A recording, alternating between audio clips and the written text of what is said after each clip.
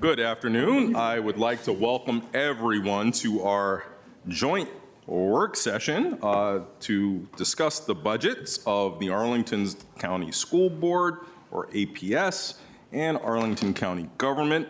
I'm Christian Dorsey, and today I'll be jointly presiding with the chair of the school board, Reed Goldstein. Welcome to you and all of your colleagues. We are thrilled to have you here. We certainly note the absence, and we are deeply saddened at the reason for that absence of board member Bethany Sutton, who, for those who don't know, tragically lost her husband this past week, and we join in being profoundly sorry for her loss. And as I know Bethany will watch this at some point, I think it's best that we convey, at least from our side of the aisle, something that Ms. Garvey has taught us from her Quaker tradition, that we are holding you, Bethany, in the light.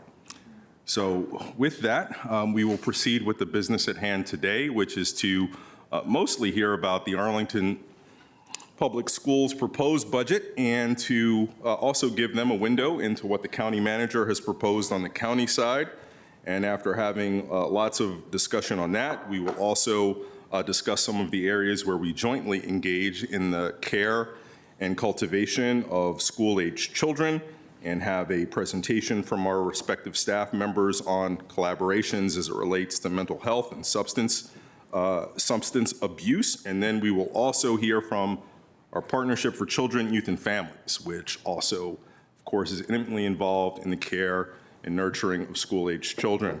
I'll just start with the general overview on the county side before we turn it over. Actually, why don't I start with just a general overview of what you'll hear from the county side, and then I'll turn it over to you, Chair Goldstein, for some opening remarks as well, and then we'll get into the presentations in a little bit. So the county manager has proposed a budget for us, which he will detail in just a few minutes.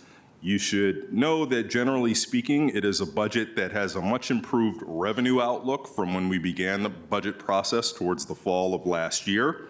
And for the most part, the board has affirmed that there will be no increase in the major taxes that we levy, the real estate tax rate, the stormwater tax principally among them. Those cannot be any higher than they were last year. But there is a proposed increase in a fee that is collected from every Arlingtonian who owns property, and that is the household solid waste rate. And that fee is substantially being proposed to increase this year. And then, as we've gone through and had a number of work sessions with county departments and agencies, there is a general theme that Arlington County is proposing to not have staff capacity at a level that allows us to do the business that we would like to do. Generally, we are under-resourced, and that is mostly through not filling positions which either are vacant or authorized, and collectively that's leaving us without the ability to advance key priorities that we have surfaced in the community for years. It also does not allow many of these departments and agencies to function at maximum efficiency, and it does put a very significant strain and an inability to relieve the strain on agencies that are already stretched thin because their staffing is at the margins. It also does not include any significant new investments in housing, although it does carry through what has been an unprecedentedly large commitment that we have made to affordable housing through the acquisition of the Barcroft, by supporting the acquisition of the Barcroft property in South Arlington and the 1,330, give or take, committed affordable units that are coming from that. And of course, the budget does continue the coordination and commitment to schools and to children. So you'll hear those details from the manager. And Chair Goldstein, turn it over to you for opening remarks. Thank you very much, Chair Dorsey. First, let me say that we're delighted to be here. And as always, we thank the county board, county government for their unwavering, unending support for Arlington Public Schools, included, as you say, in this budget. So let me just make some brief opening remarks, and then we'll take a look at the highlights of the APS budget. So the school board provided the superintendent with clear direction for this budget that aligned with our priorities. One, provide high-quality education and address all students' social, emotional, and academic needs. 2, align to the 2022-2023 school board priorities. And 3, recruit, hire, retain, and invest in a high-quality and diverse workforce by sustainably funding market-competitive salary scales and benefits. As with many school districts across the country, APS is facing many pressures: inflation, labor shortages, mental health challenges for both students and staff, safety and security issues, and the need to provide additional supports to our students both instructionally and social emotionally. The school board's proposed fiscal 2024 budget addresses to the greatest extent possible both the school board's priorities and the many pressures we are facing given the limited increases in revenues we are experiencing. We are providing a step increase and a 3% cost of living adjustment for all staff, as well as increasing both instructional and mental health supports for students. We would like to do more, but we also need to ensure our budget is fiscally sustainable. We need to explore ways in which the schools and the county can collaborate on providing greater mental health supports for our students and staff, and continue those supports to our students as they move on from our schools. We are eager for the opportunity to continue and expand our collaboration with you. The school board's proposed budget you're about to see deviates from many in the past. For a variety of reasons, we've been unable to come to consensus on a good number of potential changes, both adds and cuts, and have tabled many of those for additional discussion. We're intending that those discussions will yield consensus for our final adopted budget scheduled for May 11th. Many times in the past, the school board's proposed budget has given a good indication of what the final adopted budget will look like. That may not be the case this year. The budget needs and deserves to reflect the voice of all 5 school board members, and will when the final is adopted. I cannot say at this point whether significant changes will occur, neither can I say there will be minimal changes. We have 6 weeks before May 11th, and we are determined to create a budget that reflects our values, priorities, and fiscal constraints. Now let me turn it over to our superintendent, Dr. Francisco Duran, for a more detailed look at the school board's proposed budget, and we are happy to entertain your questions afterwards. Thank you. Thank you, Chair Goldstein, and good afternoon, everyone. It's a pleasure to be here with you to share with you again, as Mr. Goldstein said, the school board's proposed budget, which there are still continuing conversations going. And so we have a presentation we can bring up. Appreciate that. As we start, just an overview of the proposed budget. It's currently $803.7 million. And you'll see on the very first slide a breakdown of, you'll see that the overwhelming majority of that, 84.4%, go directly to our schools. And so if we can get that up, all right, I'll pause for a moment. But as we pull up the presentation, again, I just want to reiterate some of the comments similar to Chair Dorsey, that while we have put forth a lot of investments here, we have moved forward with continuing to invest in our teacher salary and our staff salaries.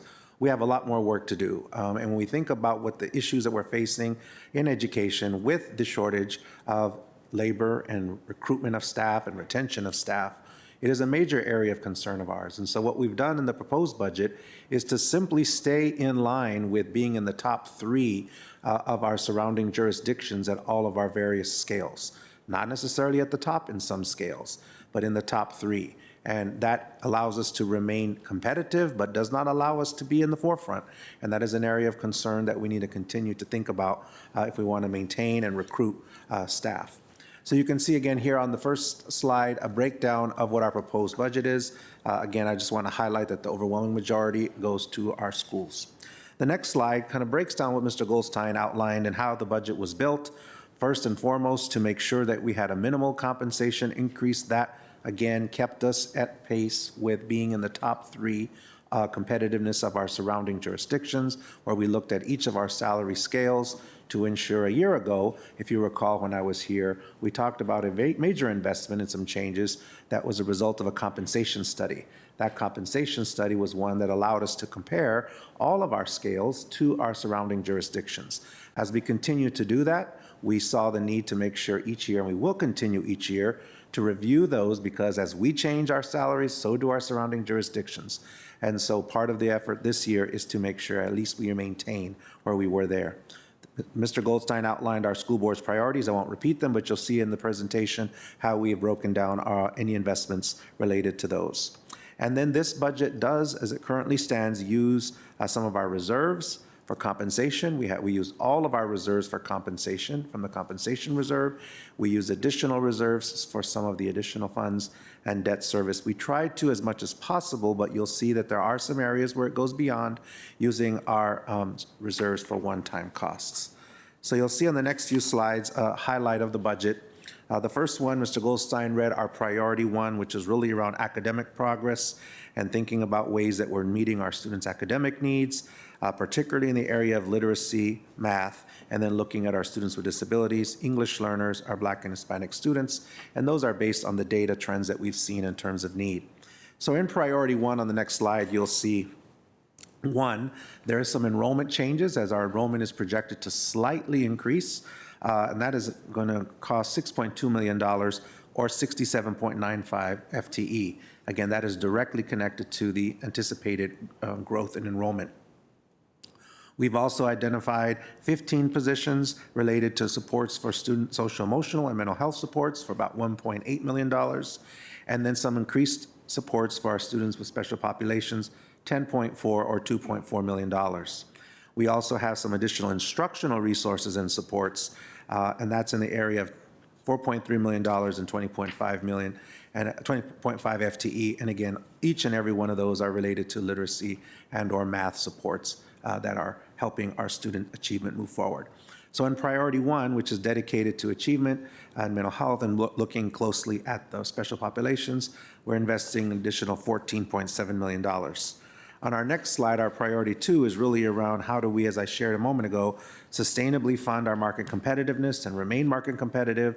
And then also, as we've begun to engage in collaborations with our negotiations, we currently only have one established collective bargaining unit, our administrators. We have our teachers and our support staff that are currently in the process of having an election.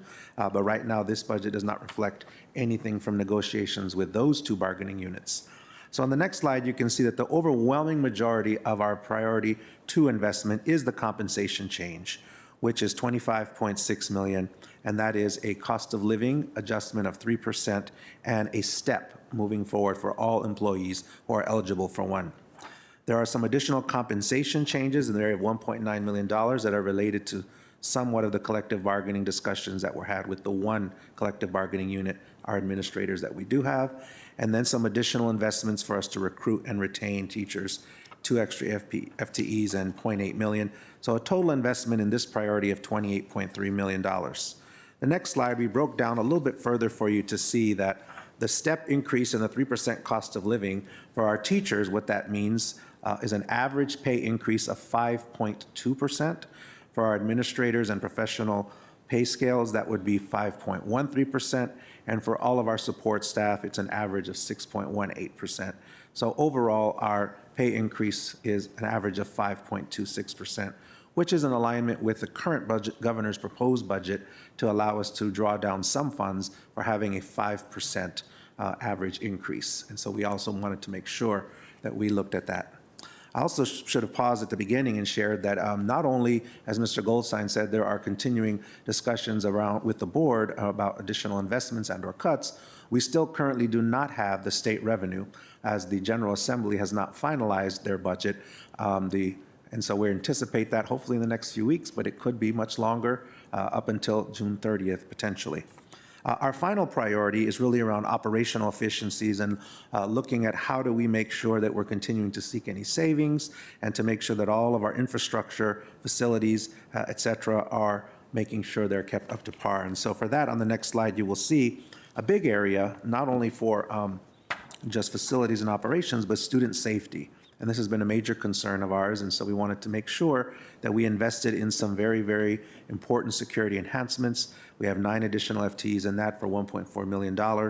And then looking at our overall operational efficiency and our technology and our network infrastructure, we have $1.4 million for 4 FTEs. And then overall, our system-wide improvements, 6.3 million. So 9.2 million for priority 3. You can see that priority 2 was our biggest investment at 28.3 million, and priority 1 was next after that. So our number 1 priority in this budget, in terms of the dollars invested, was our compensation. And on the last slide, you can see how this breaks down overall. So 27.15 for compensation. We have direct services and supports to students, directly one-on-one supporting students. We have 104 positions, or 12.7 million. We have direct services to schools that are supporting the school and in the school of 23.9, or 10.71 million. And so our total school-based investments, the overwhelming majority of any positions that you'll see, again, a large number of this 128, if you recall at the beginning of my presentation, was related to the growth in enrollment. And then the additionals are some of the supports that we're putting in place for math, literacy, students with disabilities, and our English learners. So 128.85 FTEs.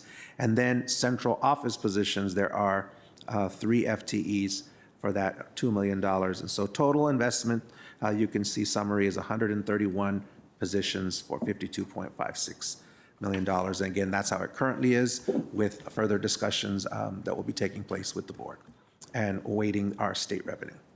Thank you, Mr. Chair. Thank you. So how would you like to do it, Chair Goldstein? Would you like to do questions now? Would you like to hear the county manager's presentation? I defer to you. I think it'd probably be useful to hear the county manager's presentation first. Sounds good. Thank you. Good afternoon, members of both boards and Superintendent Duran. Welcome. And so I'm going to give a abbreviated overview of what was included in my proposed budget. As Chair Dorsey has said, that budget is now currently before the county board, and we've gone through, I think, 7 full work sessions with departments. We have 1 additional work session coming up to look at our transportation capital and our debt and metro proposals. And we will be moving towards adoption of a budget at the April board meeting. So why don't we start off with an overview of the kinds of things that we were focused on. We have, at this point in fiscal '24, we continue to see improvements to our tax base, and this is all in the context of what was happening with COVID. We are, in many instances, back to, if not above, where we were on some of our tax revenues, and I'll talk about this in another slide, about some of the, not real estate tax, we'll talk about that separately, but our meals and sales taxes are doing quite well. We continue to have expense pressures, as does the schools. The main pressures, again, are on salaries and trying to remain competitive. And we also had been focused by the direction of the board to look at not only focusing on investments in employees, but making sure we maintain many of our critical programs and with a focus on housing and mental health. And we typically, at this point, when we propose a budget, we're doing a look ahead of what we think the fiscal situation is going to be. And as I'll talk a little bit about later, we were a little bit surprised where we were on the commercial real estate market because of the vacancy issues we have. We actually did a little bit better than we thought, with commercial assessments being slightly positive. And I'll talk about that in a minute. So if we can go to the next slide, our overall budget, $1.54 billion. You can see, just to put it, I call it a fun fact. I don't know if it's fun, but it's a fact, that schools transfer is $607.6 million. And on the county operating side, our total salaries and benefits for all our employees is $511 million. So if you think about it, our budget, essentially, the biggest expenditure we have in our budget is schools. And I think that's as it should be. And that's always been the case. But that speaks to the priority that I think the board and the community have placed on investment in schools. So within that $933 million, keeping in mind that 511 of that is for salaries and benefits, you see that that leaves a little bit over $400 million to do the other myriad set of programs that we have. So let's go to the next slide. So we had talked, and this is always something that comes up, and so we're trying to explain to people. Back in November, we had done an estimate of what our expenses would be and estimated revenues. And we received guidance from the board at the time. We had a $35 million gap between those estimates, that we needed to look at service and program efficiencies, how to use one-time funding, making sure that we're a little bit ahead of you. I know you're jealous about where we are with collective bargaining.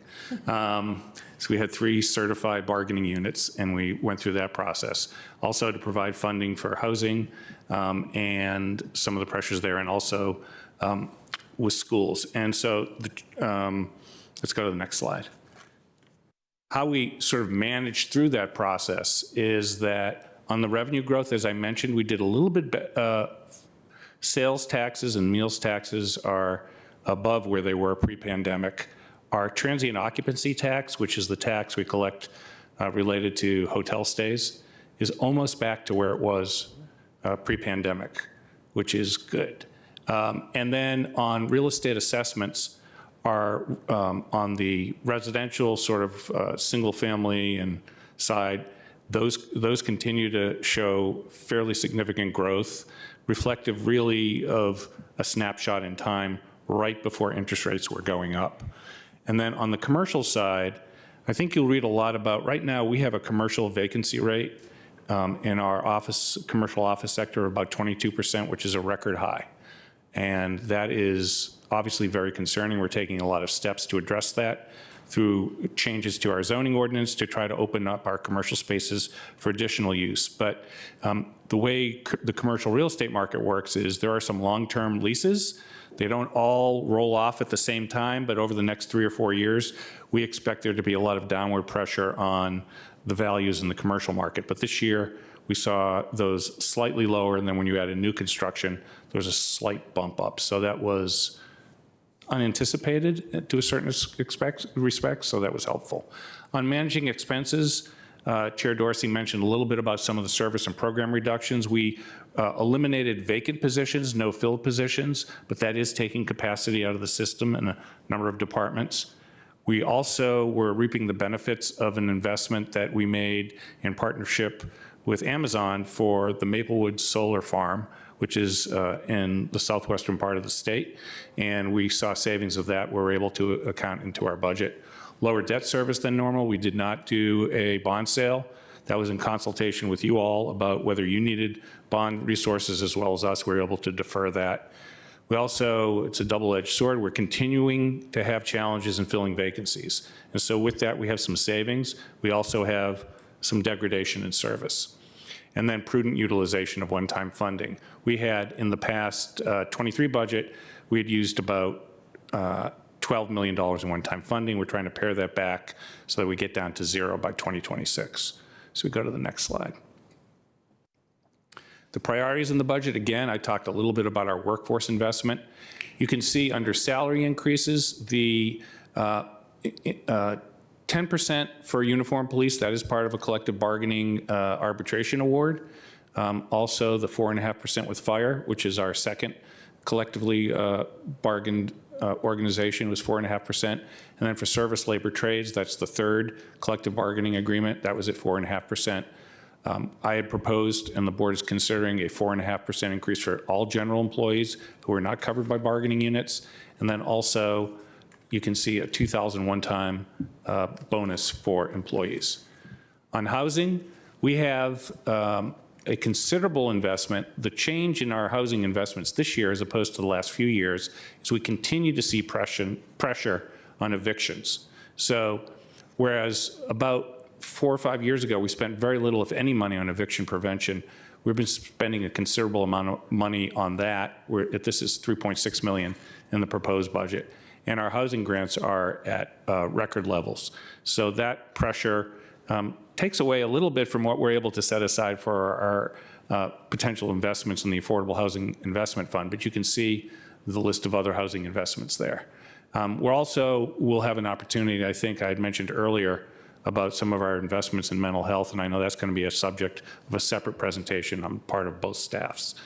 Capital investments, I'm not going to read down the list there, but we have a lot of things that we need to maintain in good repair and also to make sure we're moving ahead. So let's go to the next slide. This is, again, just a summary of how it is we came up with a $607.6 million number.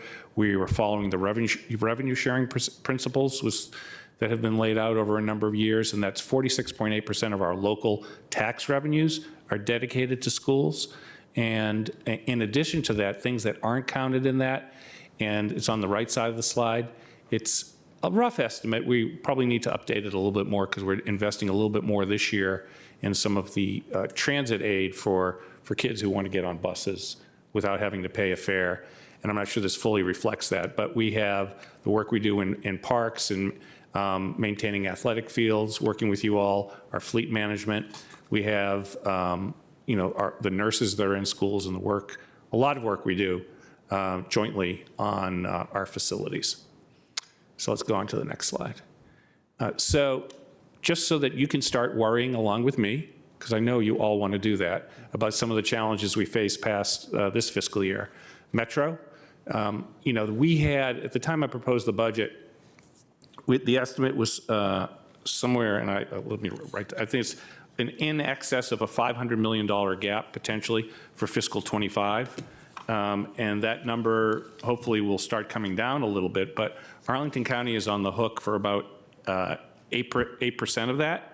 I have absolutely no way of, I can't even pretend that I would know how to solve for that if that number remains. Ridership at Metro, pre-pandemic was about 175 million passengers per year. Right now it's around 115. So unless that comes back, that is a real challenge. I mentioned the challenge in the office market with commercial vacancies. I would hope to say that 22.1% is the high water mark on vacancies. I can't assure people of that. I think the number might actually end up going higher. We've spent, I don't know if you've noticed, the county board spent a little bit of time talking about housing issues over the last few weeks, years. We have real challenges on housing demand and affordability. The challenges on maintaining a high quality workforce. Inflation continues to be a challenge, and our infrastructure. So if we go on to the next slide, Chair Dorsey mentioned what it was that had been advertised by way of rates. I have breaking news for the county board, which is our increase to our household solid waste rate, rather than being $101, is going to be $98 because we have pursued negotiations since I proposed the budget. So take that $3. That's awesome. Don't spend it all at once now. And then we have the other fee increases in parks and associated fees. And so go to the last slide. This is the mythical average homeowner and the tax burden associated with the proposed rates that I put in the budget that the board is considering. Shows that mythical single family homeowner, who is getting, has, I think it's 1.8 cars or something like that, is going to be paying potentially another $452 in taxes this year. So with that concludes my presentation. I know we have a lot more information that's going to be brought out between our staffs about what's going on specifically in collaboration with schools on mental health, but happy to take any questions. Terrific. So, Fran, how about you facilitate questions from us about Dr. Duran's presentation, and I'll do the same about Mr. Schwartz's presentation. Sounds like a plan. All right, colleagues. Let's get us started. Thank you all very much for the opportunity to have this conversation. I look forward to it every year. Wanted to talk a little bit, or interested in hearing a little more about the new FTE in network infrastructure and technology support. Is that school-based, or are you all updating enterprise-wide programs? More insights there. Yeah, the FTEs related to that are school-based. There's some more positions that support technology in the schools. And so right now, there is a formula and a model where we would love to have one person for each school to support technology. We don't have that yet, so we have a phased-in plan. And each year, we've been providing additional supports to phase that in over time. And hopefully in a couple of years, if we continue to do that, we'll be able to have that. But it's really the FTEs are related to that. there are some additional dollars related to network infrastructure work that's going on. We are simultaneously working with our ERP upgrade, and we have some money. Mr. Schwartz and I have talked previously about the model you use and using some of the CIP funding in that way. So that is also happening, but the FTEs specifically are related to supports for schools. Great. And in schools. And are those folks who are sort of exclusively on the management of the tech side, or do they straddle instructional roles? No, with those students? are, those specifically there are management of the technology side. Thank We you. do have instructional technology coordinator, ITCs that are on the instructional side, but these are specifically related to the infrastructure.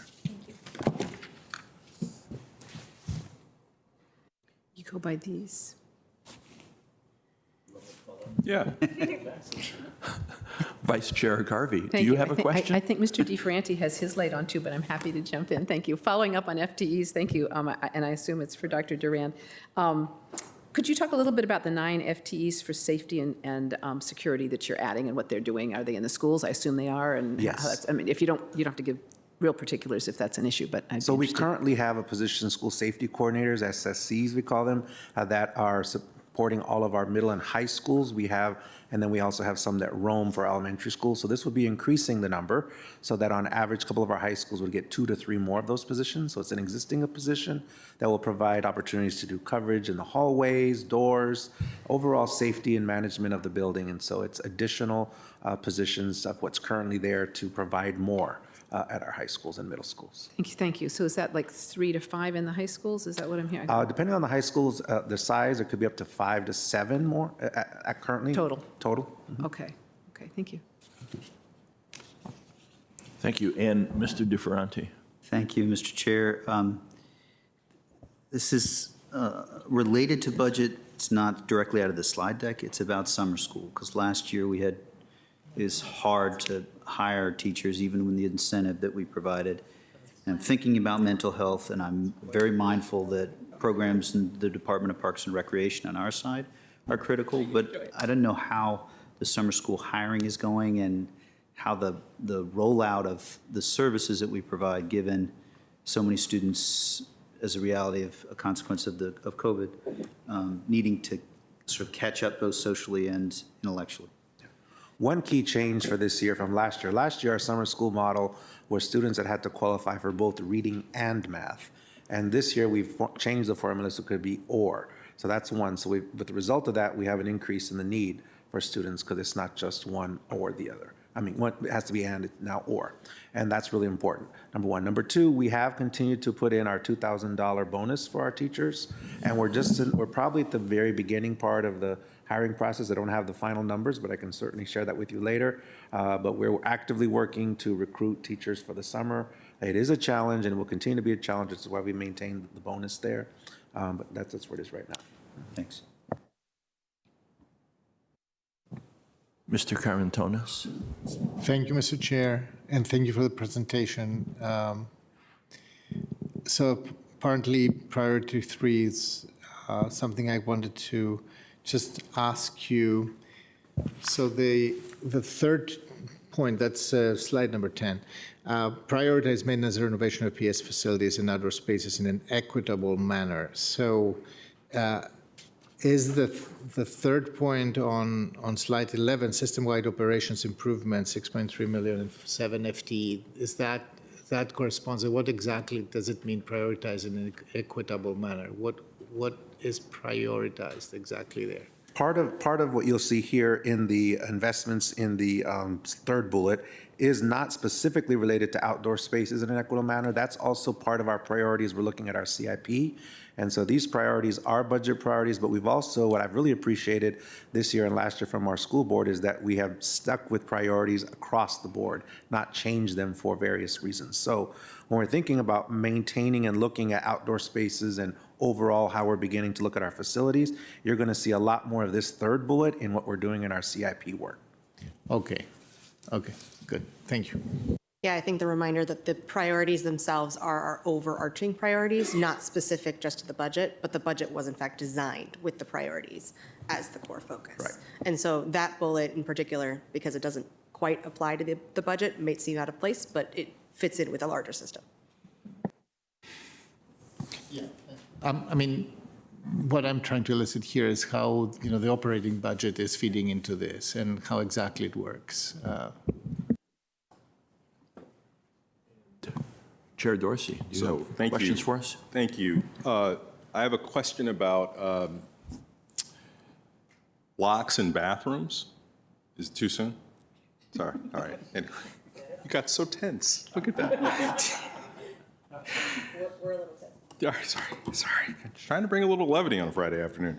Anyway, I do actually have a question about your use of reserves here, and to what extent does your budget take you either close to or past some of your desired sort of guidelines for capitalizing your reserve accounts? Can you just give us a sense?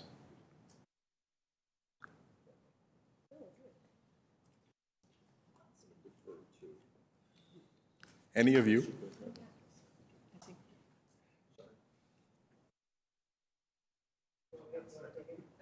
I will take it. This is been an ongoing conversation for us for many, many years, in the sense that we've had, we have had a habit of needing to use reserves in order to cover for core instruction in the past.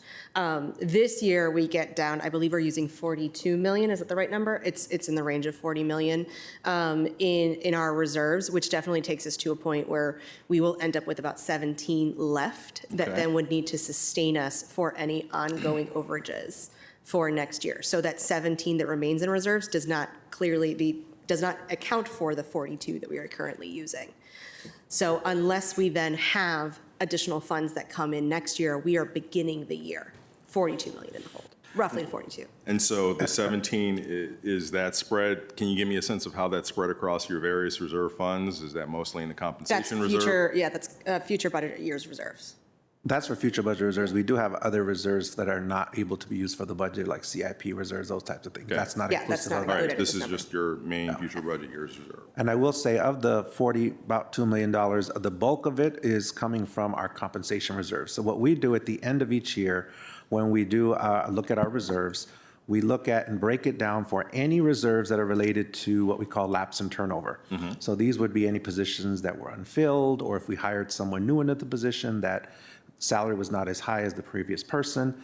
We set all of that aside at our closeout in December into a compensation reserve.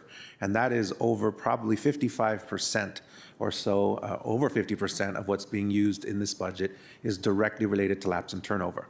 So the 17 million that still exists, that is what we know now, but we'll have our lapse and turnover again from this year that would add to that later on in December, we would know. And again, that would be dedicated, set aside for our compensation purposes. I just want to break that down. That's the one thing. Technically, we do that on our end. You don't technically have to put reserves in that way, but we have. It's been a practice for us to separate that out and to show the public and to show our staff that all the money that's coming from lapse and turnover at closeout is going to be dedicated towards a compensation reserve.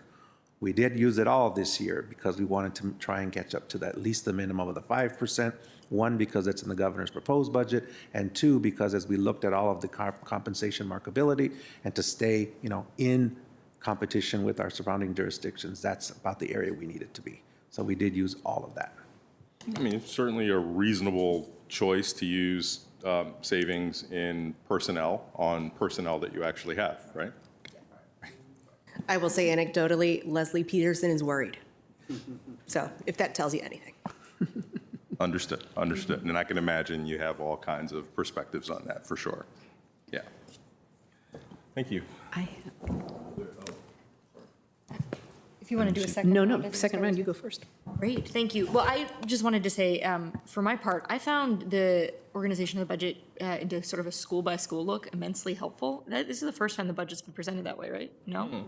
Really? Maybe it's just the new aesthetics of the graphics caught my attention. I found it really useful. I also know, my understanding is you all, like us, the primary source of funds for capital programs in the primary capital program is, of course, captured in the CIP, but there is some use of ongoing funds, right, or in a given year. What's the best way in the budget to find the use and distribution of those capital funds, since the school is, if you have, for example, a school-based turf conversion that's happening within an operational year, how can we find and track that? Is it? It says it in the. I would need to look through the book and find the actual page, but it is in the book where it says which of the different funding streams are being used. We can find it. Right. So, but I guess if I'm interested in sort of an overall look at the ongoing dollars or even year bond proceeds that are being spent on a capital project, is there a good place to capture that? You see what I'm asking? I'll ask our budget director who's here with me. She can help you. Thank you. She's the author of the book, so. Tamika, thank you. Good afternoon. It would be found in the MCMM section in the capital projects, Okay. under other funds. Great. Okay. And that's sort of a list of the projects that are happening within this operational budget year? Yes. Okay. Thank you. You're welcome. Thank you, Tamika.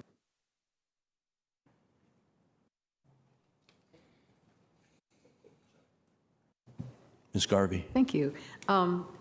Actually, and thank you all for, I don't think I thank you for coming in the presentation. I mean, it's great to have you guys here. Dr. Duran, we've talked about it before, but could you go over, so these possible dollars for the governor, I mean, it's so hard to do a budget when you don't know how much money you're going to have.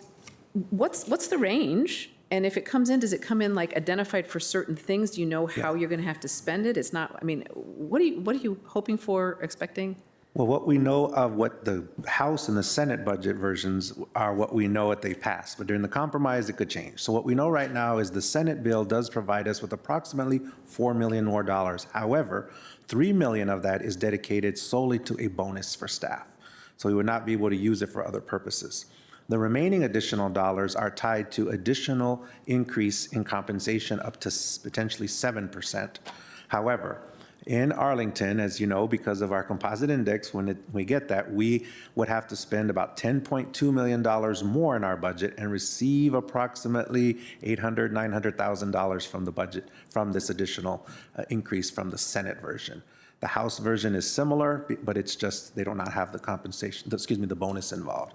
So it's really not a whole lot of more operating dollars that come in. It's a bonus from the Senate, and then it's some additional funding if we would increase up to 7% for compensation, but we would have to put in a lot more to get there. Again, that's what was passed by both of them, but I understand as they're in compromise, there might be other changes, but that's what we know of. Thank you. Now, I remember well those matching things where the state takes credit for giving you all of this money, but actually they arrange it so you really can't afford to take it. Exactly. Yeah, been there, Exactly. done that. Exactly. So thank you. And then I'm interested in, and maybe not for now, maybe for later, and it may have been in your presentations, how relatively we're doing with other jurisdictions. Do you have sort of, I mean, wanting to be in the top 3 sounds really sensible to me. And I'm just wondering how we're doing and what you're expecting, and possibly, I mean, when you get the final, I'd be interested in that, later down the road after we've passed our budgets, just to kind of keep track of how we're doing. Absolutely. Get But if that you have too. a sense now, I'd be interested, but you may not really know, because I guess everybody's kind of where. Everybody's where we kind of are. in a, yeah. Yeah. Well, we can absolutely get that too when it's passed at the end. Okay, all right, thank you. Yeah, I know, yeah.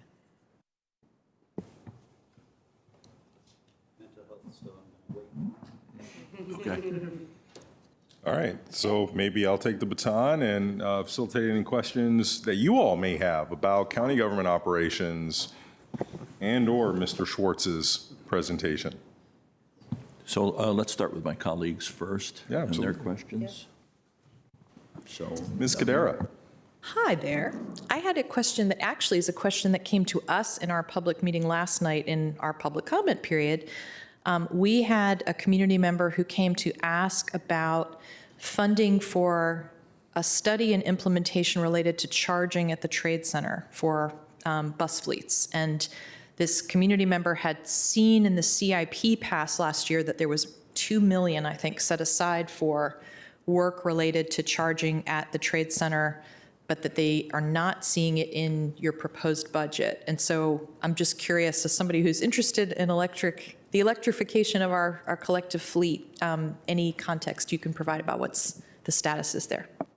So that particular proposal for, and I think it was $2 million, was included as part of the bond referendum that voters voted on last November. We have not yet gone out to sell those bonds. We will be doing that fairly soon, but when that money becomes available, that is how we would get the money, and that money would begin a study for doing the work down at the Trade Center. So just to update you a little bit further, we have, in working with schools, There are, I think you have 3 electric buses in your school fleet. Yeah, 3 or 4. And we have found places for charging for 3 or 4 of them. There's a pretty significant issue that's looming on the horizon, depending on what you all decide to do with your school bus fleet. I'll just give you a hypothetical. If you were to decide, I have no idea what you're going to do. If you were to decide to electrify half of your school bus fleet, there just isn't space right now, the way the Trade Center is configured, to have all those charging facilities. And even if we were to decide, which we very well might in a joint fashion, to build those charging facilities, it would require construction of some sort of structured parking and then we'd have to find a place to put the buses in the interim, which raises other issues, which I know the school board is never going to be excited to talk about, which is that do you park those buses at schools on an interim basis, and what happens? So there's a lot of complicated issues that follow from that, but I would like to say that at least with the 3 or 4 buses we have, we figured out how to do that, but that $2 million may seem like a lot for a study, but it's a very complicated issue.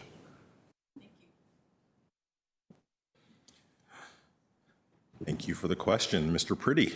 Yeah, so you said it was 22% for the commercial vacancy rate, and I'm just curious, is that trending up, down? I'm not going to quiz you on the programs. No, I know there are a bunch of them, but it's trending up, and so we have the numerator and the denominator of that fraction, and that what's been happening is as commercial leases, which had been traditionally 10-year leases or even longer, as they roll off, and businesses are making a decision on what to do. Businesses like county government, and it's different for schools, are making the decision to take less space because commuting patterns have changed post-COVID, and commercial developers are struggling to fill that space.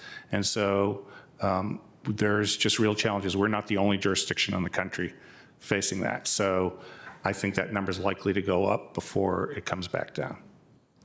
And I'll just add, Mr. Pretty, that, contrary to the high vacancy that we experienced after the base realignment and closure process and sequestration and the federal disinvestment, where we had wholesale empty facilities because entire agencies left and there were no tenants, what we're seeing is perhaps more concerning is that there's general weakness across all sectors. So it's not that you necessarily have vacant buildings, just buildings that are occupied at substantially less capacity than they were before, and we're not seeing any trends that would indicate that that is going to grow rapidly. So it's a case where you can't think about distressed assets that maybe you could target for some other kind of thing. It's just weakness overall. So this vacancy may hit us harder.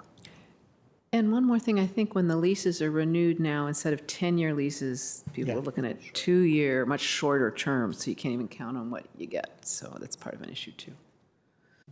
thank you. Hello. Please. So my question is about compensation, unsurprisingly. When on slide, I believe it was 6, yes, slide 6, we saw the breakdown in the percentages for each of the different bargaining units. Do you know, or do we have, or can we see like what the average is once you take across all of the employees, where folks end up landing? I wonder if I might ask, is that we don't have a step-in grade system? No, but I mean, when I take across, you had general employees at 4.5, uniform fire at 4.5. When I take everybody and then average it out, what does that end up being? So I don't know, that we could give you that number, but so to give you a sense of scale, for police at 10%, that's covering about 350 people. 4.5, well, fire is at 4.5%, so that's the average increase. For our service labor trades, that's about 300 plus people. And for the sheriff, which was at 8.5%, it's around 300 people. That's a total of that 10% would nudges up the 4.5% by not a lot, because that 350 is not even quite 10% of our workforce. Got it. That's the scale that I was trying to understand, because if you look at these numbers, it looks slightly differently just in the slide, but if you're weighting it by the scale of employees, that's what I was trying to unpack in my own brain. I would guess if people are judging where they get their check from, your average increases are higher than our average increases. They are getting a bonus with you all, though, so that's also nice.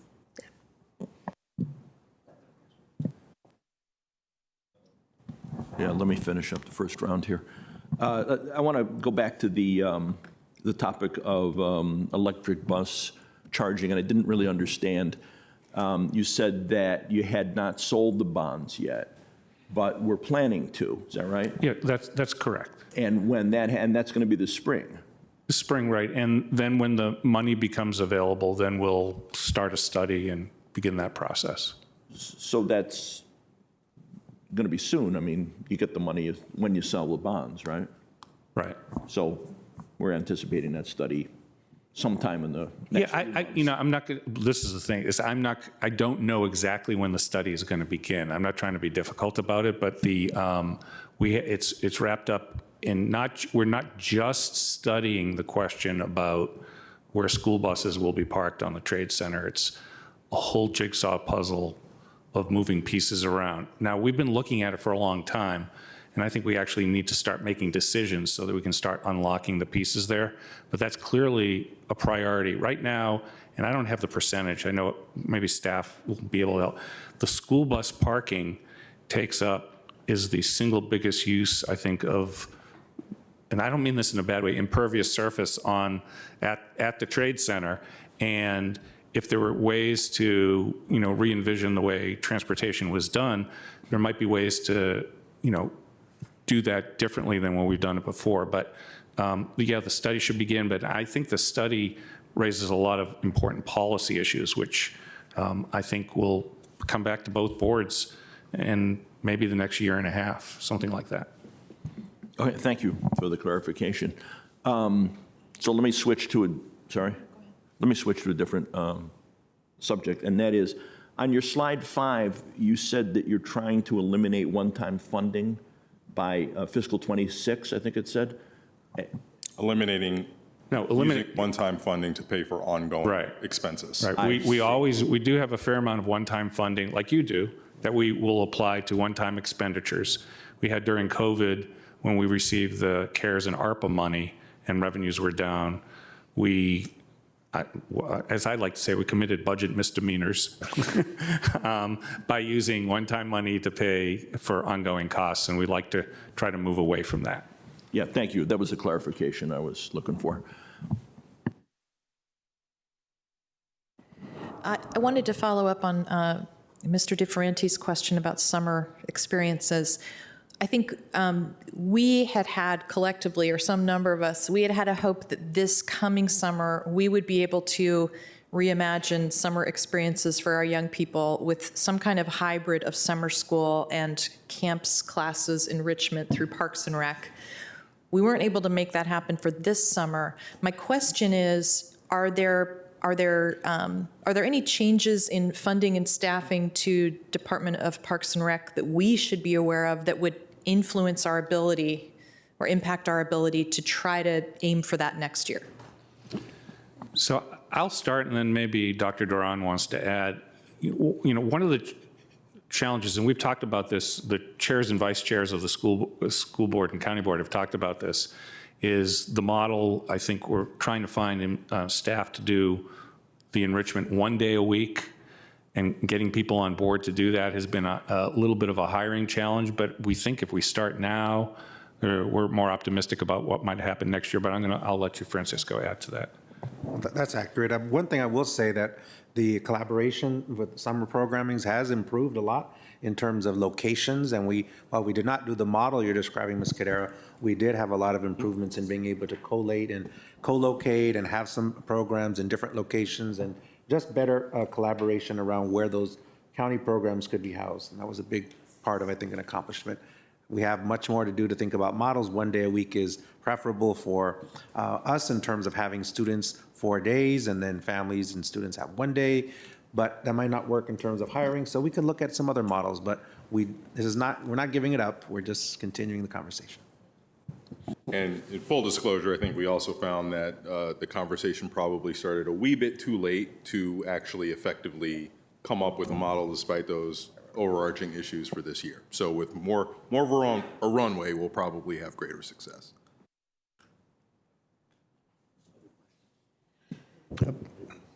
I just wanted to add to this a little bit. There is also the issue of the duration of, the extension of available hours. And it would be very helpful to understand how big the need is, because, staffing is very problematic. And it's tough. Making resources available is equally tough. In that order, though, staffing first, and adding hours and adding this kind of capacity needs to be strategically planned. That I believe that we will have to collect a lot of experience this year with that, make very good notes, and get back next year and appropriate the resources.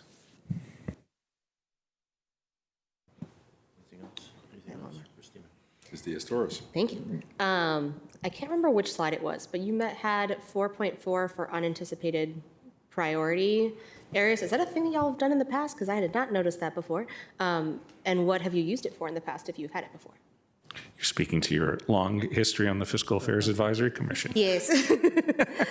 Well, Either that or I just don't remember it, which is no, entirely well, possible. it really depends year to year, but in this case, there's $4.4 million of unallocated one-time funds, which is available for the board for additional consideration, because we always, from the time that I actually finish pens down on the budget towards like the third or fourth week of January to the time where the board is going to take an action in April, there usually are additional needs that come up, and there wasn't anything that I had identified that I felt rose above anything else. It doesn't mean there aren't additional needs, but I left that unallocated for the board to consider.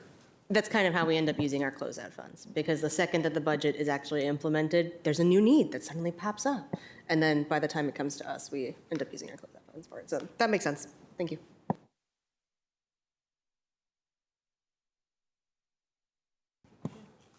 Done with our questions. All right, we're now ready to move on, I think, to the next phase of the conversation, which is going to include, I don't know how we're going to do this, but we're going to hear from our respective staff members about some collaboration on working on youth mental health and substance use issues.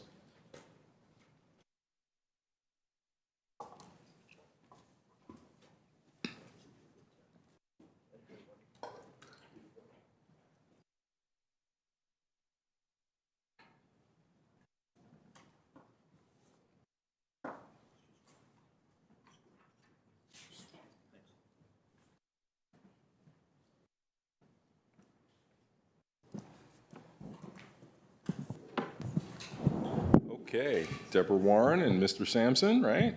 Dr. Sampson. Dr. Sampson, welcome, welcome. Good to have you both here, and I don't know how you're going to do this, so I'm just going to say take it away. Great, thank you. Well, thank you, county board members and school board members, for having us. We're really excited to be here. We have been working hip to hip, shoulder to shoulder now for quite a while. And what we're going to do today is talk about what we're doing on the county side and what APS is doing on the school side, and the pieces that we're working on together, as well as what's in the hopper for future development or is currently under development.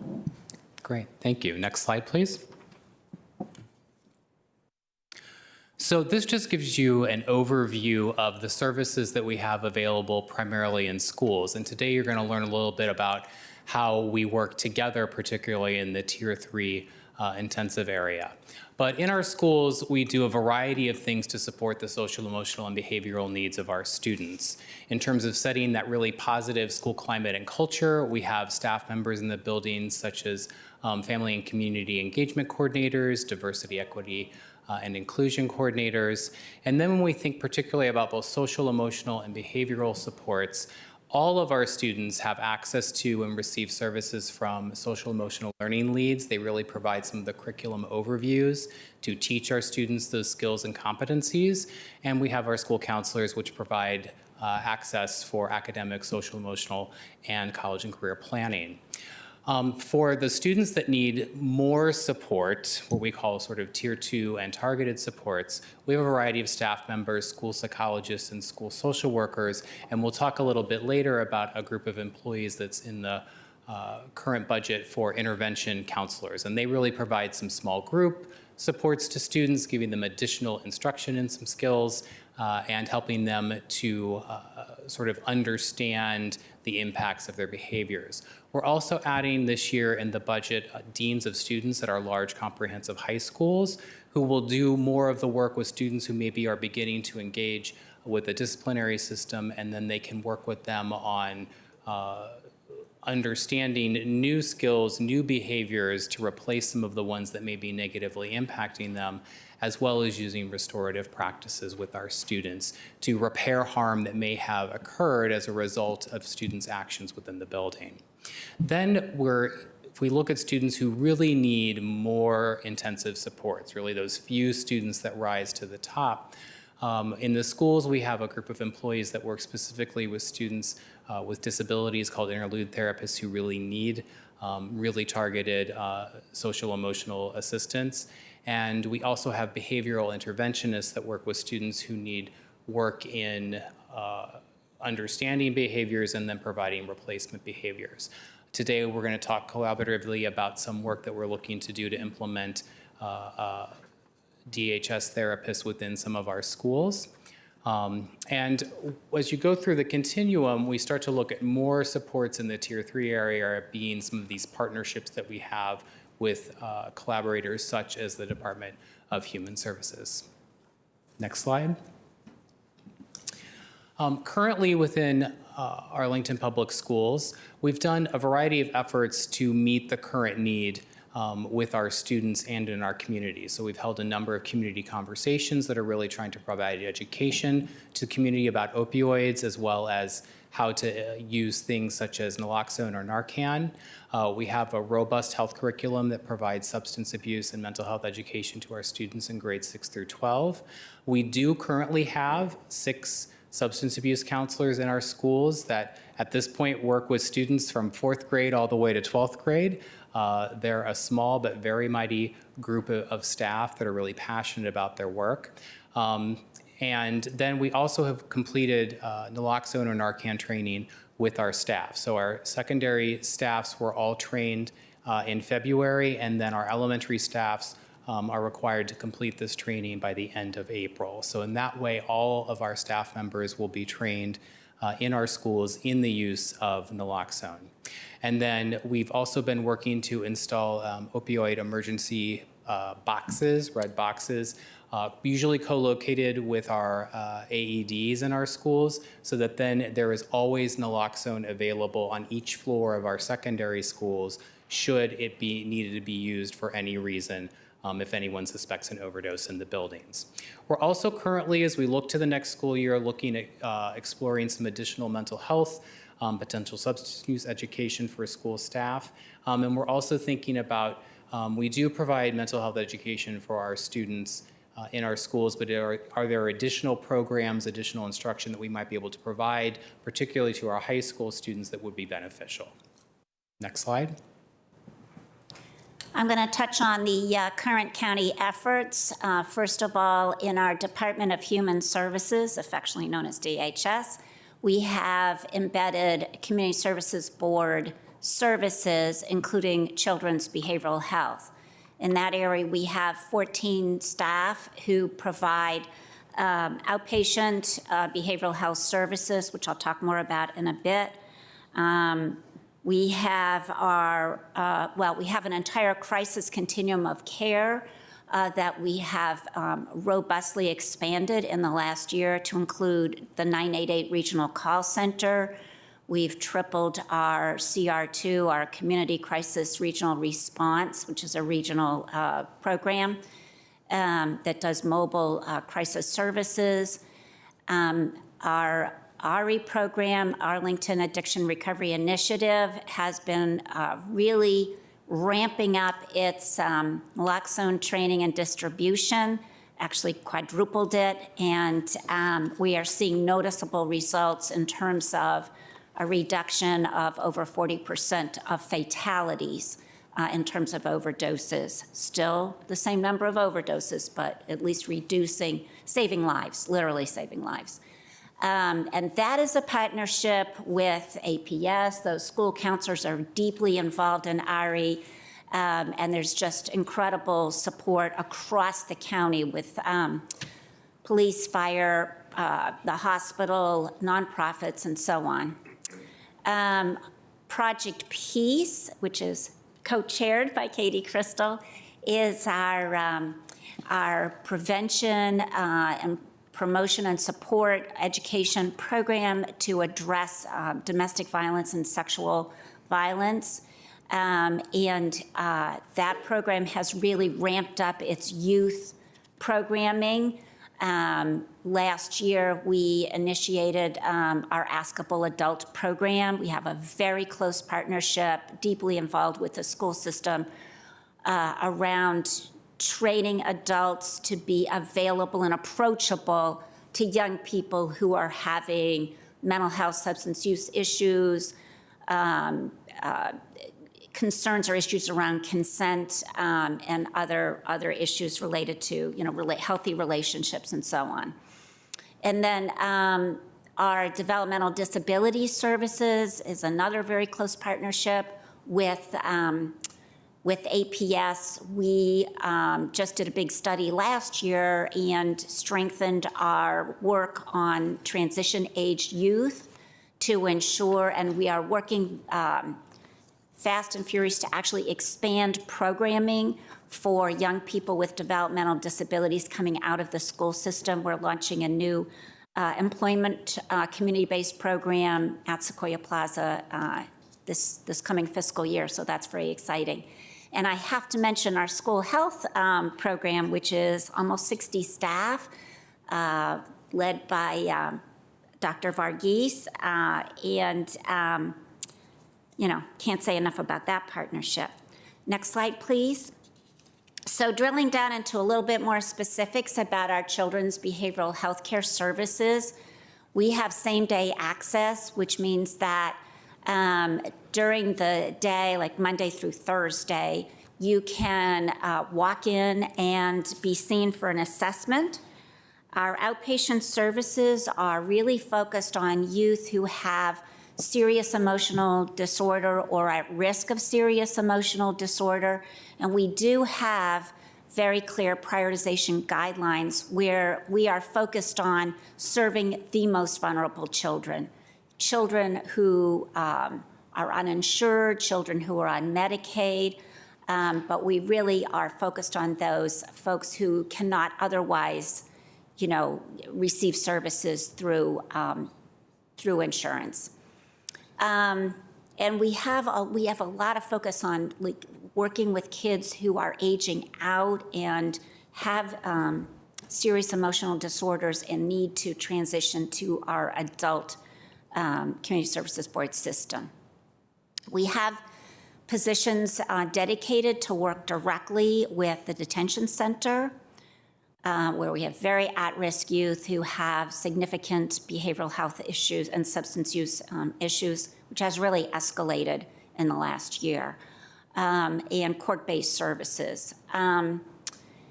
We have a program where we actually train, it's called Behavioral Intervention Services, where we actually coach parents, teachers and others on how to address challenging behavior in kids.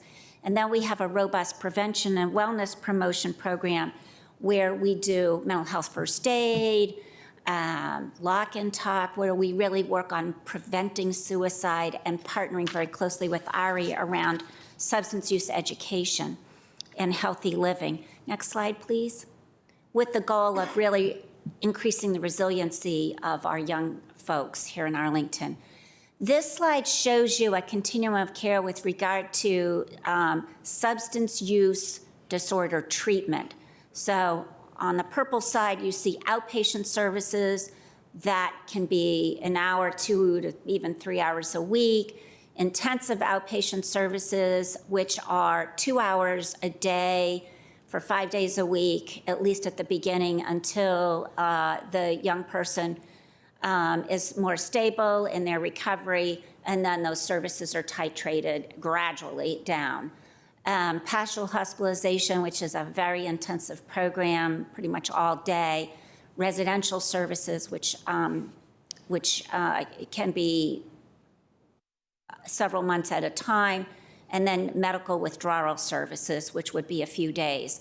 What I'm showing you on this slide is that we have significant gaps in our system of care for substance use disorders in kids. We have really developed these services for adults in the last 5-6 years in response to the opioid crisis.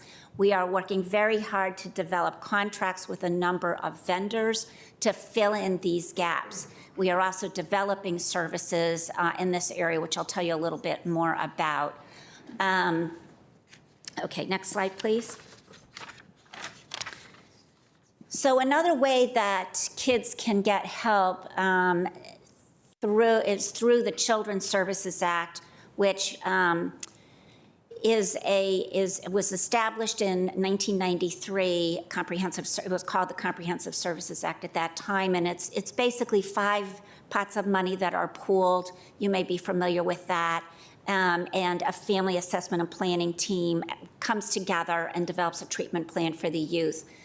These services are available for youth who are at risk of or receiving services in foster care, demonstrate significant emotional behavioral health problems, and may require services from multiple agencies, may be at risk for residential placement, which we try to really focus on community-based treatment as opposed to residential treatment. It's better to keep kids connected to their families and their communities.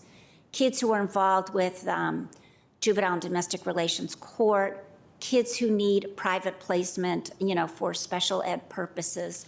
And then some youth, a very small number, are eligible for services through CHINS, which is Child in Need of Services, and that requires a parental agreement.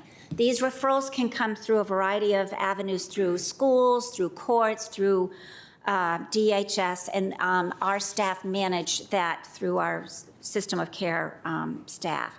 So next slide, please. I wanted to talk a little bit more about our crisis continuum of care. I mentioned some of the expansions. Wanted to talk about our crisis intervention center because we have really strengthened with significant county board support our crisis intervention center. We have recently been licensed for 23-hour crisis stabilization. This allows an individual to come to our crisis intervention center, which has 5 calming rooms, including a large room for youth and families to be able to be together. But it enables an individual to receive an assessment, to get support, to de-escalate, and then hopefully return home, or if they need it, go to a higher level of care. One of the pieces of this that we're very excited about is we have hired or contracted for 10 conservators of the peace, and these are individuals who are certified to be able to accept custody of individuals under an emergency custody order, which is an 8-hour period of time where they receive assessment, and that allows police to be able to get back into the community faster. And one piece of our emergency services crisis continuum of care is about 5 years ago, the Virginia Hospital Center, we were working with them on the expansion of beds at the main campus, and there was press from the community that the hospital supports services for kids. And so we hired a therapist, we call her our diversion first therapist, and she works intensively with youth who come in through our emergency services to ensure that they receive the support they need. One other thing that I wanted to mention is another new program we're developing, which we call MOST.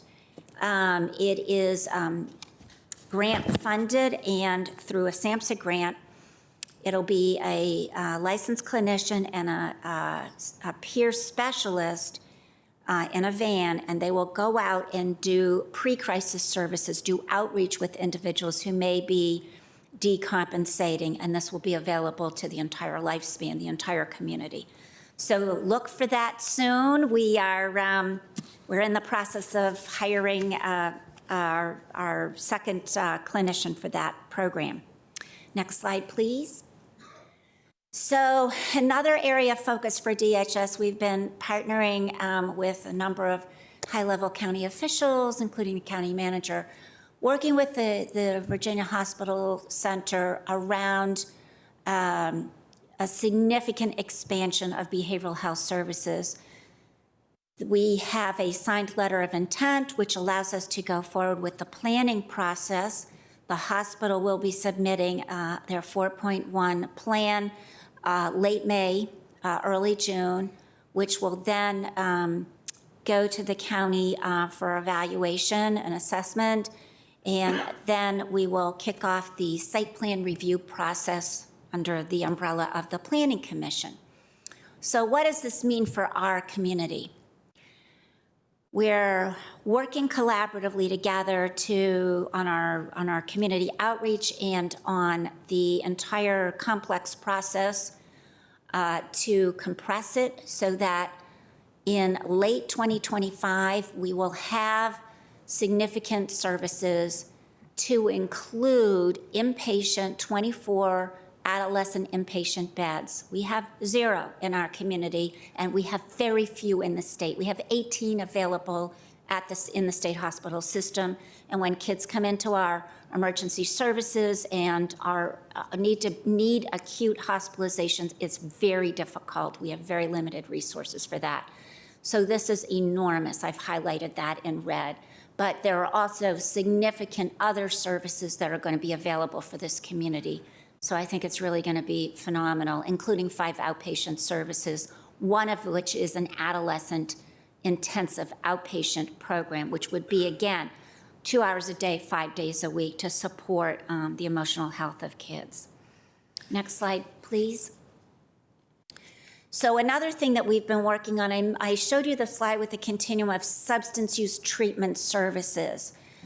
So in our shop, we have outpatient services, but we don't have the capacity to provide the substance use outpatient services that is really needed now. It's really urgent. So one of the pieces that we've been working on daily is working on a contract with National Capital Treatment and Recovery, which is right here in Arlington, right on Glebe Road. And some time ago, they did provide adolescent services. They had a residential program actually for adolescents, but they did away with that, and so they are at the table with us. We've met with them every day this week, and we are on the cusp of a contract amendment because we have contracts with them for adult services, and they are partnering with us to develop intensive outpatient substance use treatment services for adolescents as well as outpatient services. So we're very excited about that. That will be coming very soon. Then regionally, I'm a part of a regional group with the total 5 Community Services Board executive directors in Northern Virginia. We have tons of regional projects that we do together. And one of the things we're working on is, and the RFP should have been issued today or it will be issued Monday. We are putting out a request for proposal for medical withdrawal and substance use residential treatment for adolescents. This is to be able to have a local resource where adolescents who are addicted to opioids can safely withdraw under medical supervision. We developed that here in Arlington about a year and a half, almost 2 years ago now, and it's been very, very successful. So we want to replicate that with adolescents, and we're doing that as a region. It's a very expensive program to develop, so we applied for a Department of Behavioral Health and Developmental Services grant. We're waiting on that, and we are applying for a $5 million Partnership Opioid Abatement Authority grant that's due May 5th. Each jurisdiction has to kick in some funding for that. Arlington's share proportionally to our population is $180,000 annually over 5 years. We are full court pressing that effort, and we hope to get that up and running by next summer. So look for more information on that. Next slide, please. As a short-term piece of work that we're doing, our DHS staff are developing in partnership with APS courts and our adult behavioral health, as well as our local safe haven, actually. We are working to develop an intensive substance use treatment group that'll meet 3 times a week with a parent component that'll meet every other week. And we're hoping to start this April 18th. And for the parent component, we will have childcare services, and it is a terrific partnership, and it's a pilot, and we are hoping to expand that in the future. Also recently, as a result of the whole community conversation around opioids, we have some young people who are interested in starting a 12-step program for adolescents, so look for more on that. There was a meeting last week where there was interest, and we have adults in 12-step programs who are going to support that endeavor. Next slide. So I want to talk about the county board, the county manager's budget. Has in it a behavioral health therapist, a new position. We have an office-based opioid treatment program that we developed for adults about 5 years ago now, and it's been very successful, but we have a waiting list for those services. And the capacity there is 20 individuals. With this position, funded by Opioid Abatement Authority money, we would be able to expand to 40 individuals to provide that opioid use treatment, opioid dependence treatment. And in that program, we provide medication-assisted treatment. And we would be able to expand that service to young people 16 and over. That is the lowest limit at which we can provide Suboxone treatment per federal regulation. So we're looking forward to finding a therapist to fill that position if this is approved by the county board.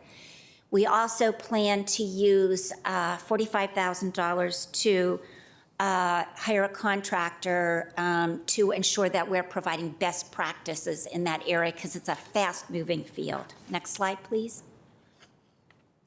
Okay, so I wanted to talk with you all about a relatively new proposal that we've developed very, very recently, not in time for the county manager's proposed budget, because this has really become, this has really come out of our collaboration together, working on these issues and really identifying, I don't have to say anything about the needs because it's national news and you all know how tough it is for kids today and what they're struggling with.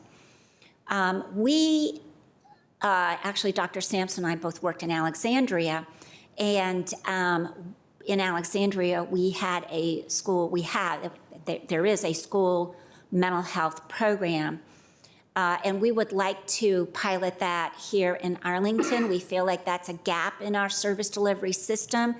This would enable individuals who are eligible for DHS services to receive them at schools, and we're talking right now about basing them, in the high schools, but having some flexibility to work with the middle schools if the need surfaces there.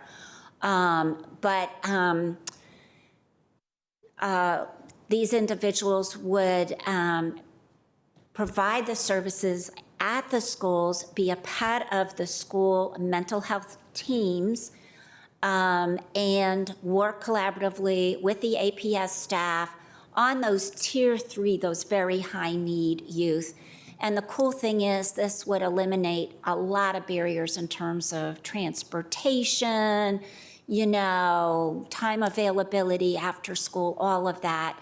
So we would be really excited if we would be able to provide that service here in Arlington.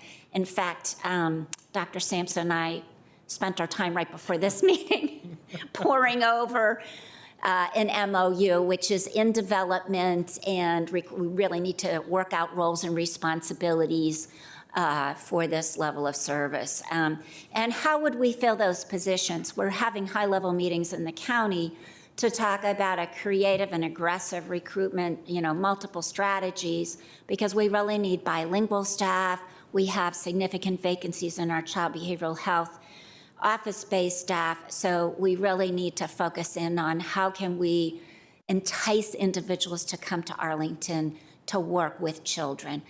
And we would like to do this. We would like to start this, full court press again in the fall if we could. And if we had support, county board support. Next slide, please. I'm going to turn it over to Dr. Sampson. So as I alluded to before, there are a number of investments on the school side that we're looking to fund. So 10 intervention counselors. So these would be based in all of the high schools and middle schools.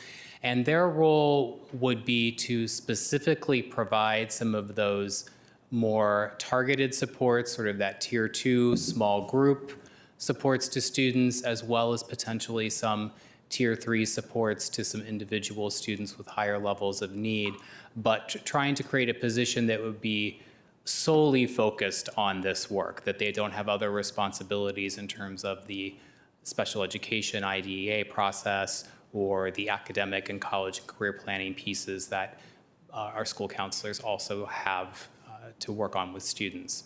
We are also looking to add those 3 deans of students at the comprehensive high schools, and they would again be focused on trying to work with students who are beginning to engage in the disciplinary system to be able to support them with trying to replace some of those potential behaviors, as well as working really through that restorative lens, through restorative practices, and try to repair some of that harm that may be happening within the schools. And then we are also looking, we've talked about the substance abuse counselors in the schools, the 6, we're looking to add 2 more. So we'd have a total of 8 in the schools to be able to meet our current need with regards to both that preventative education as well as those interventions. Next slide. Thank you, Dr. Sampson. Oh, go ahead. Oh, sure. And I'm just going to highlight back here. So then we really think about within the schools, trying to fill out with these new investments, trying to really fill out these services so that we can meet the current need of all of our students, including those that need some of these more intensive and targeted supports. Next slide. So we don't want to be Pollyanna-ish and say this is a piece of cake. This is really very challenging work. There's a real risk of burnout on the part of our staff. I know that it's really a need to focus on wellness. We've all been sort of on, full cylinders for more than 3 years now. And recruitment and retention of clinicians is really a challenge, all levels, psychiatry, social workers, you name it, licensed professional counselors.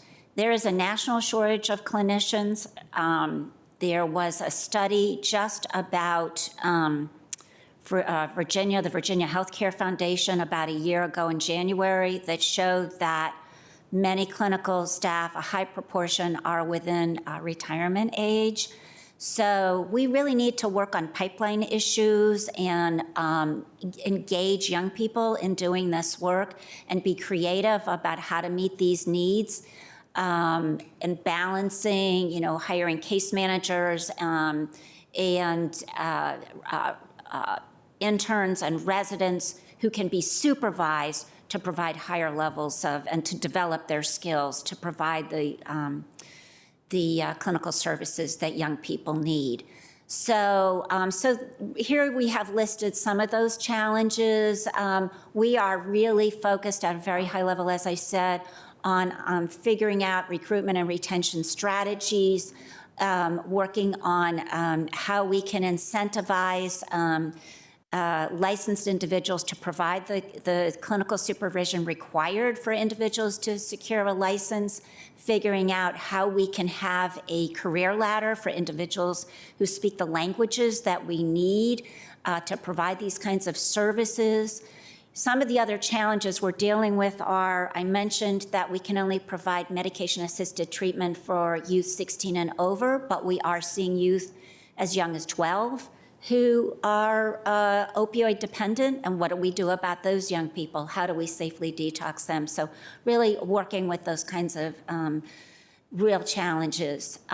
One of the things that we're seeing is that a young person might come to us with a substance use disorder or a significant emotional disorder, but the entire family has needs. And how do we wrap services around that family? We've tried various strategies at DHS, but we need to really, and that's an advantage of being an integrated department, but we need to strengthen the service integration around these families. Dr. Sampson?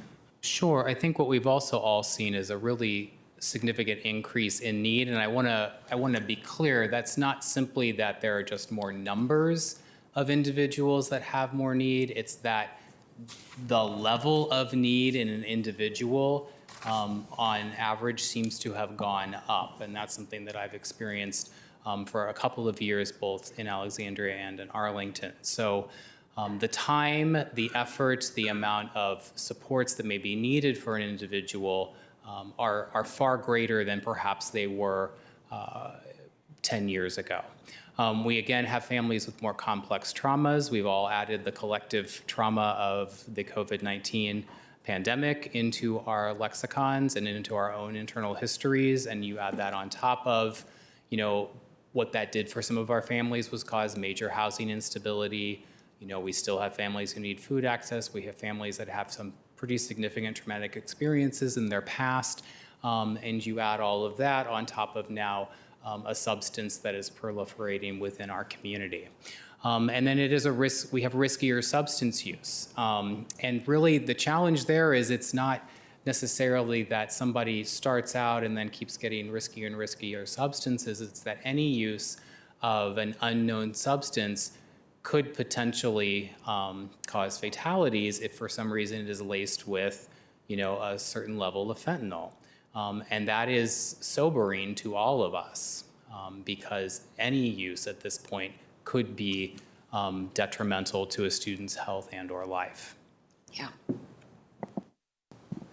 And I already mentioned in the continuum of substance use treatment that we have a dearth of higher levels of care.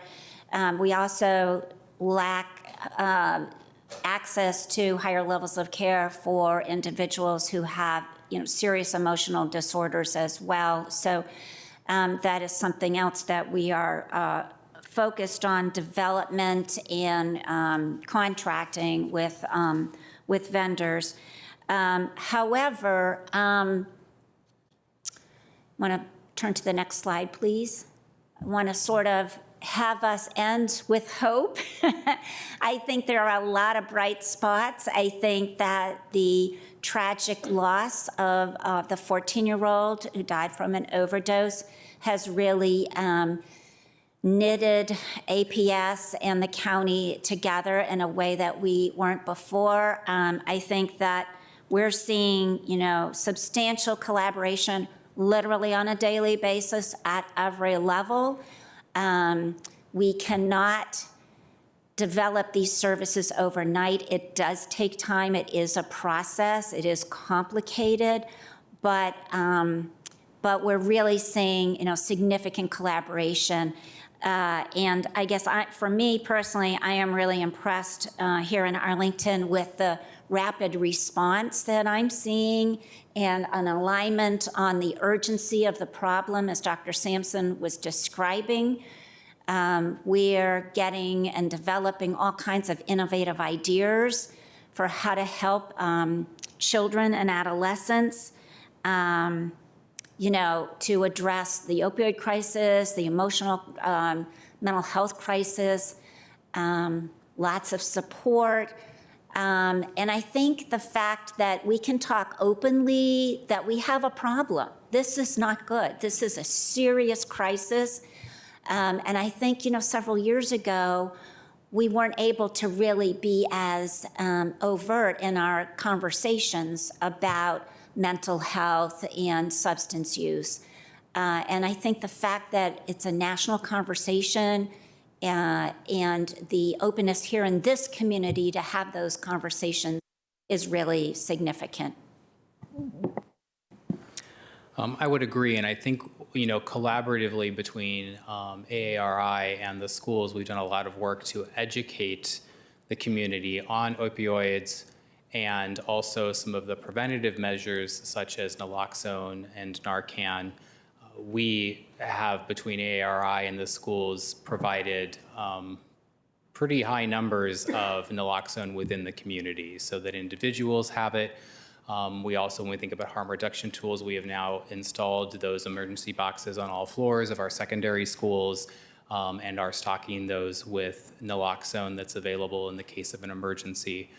So we really are trying to make this, take this and make this a community opportunity to understand what is happening in terms of substance use, as well as to bring everybody collectively together to try to do their own part in whatever way that might be possible to prevent, additional overdoses and particularly overdose deaths. So that kind of concludes our remarks. I think it's there's a lot of need and there's a lot in development, and we are at the same time responding to the now. So we're open to your questions. I suspect there might be a few, but you certainly know that you have all of our appreciation for, first of all, giving us a thorough overview of what has been in process, but what you've developed in reasonably short order. We very much appreciate the attention. All right, why don't we start with Can I school just side? say something first?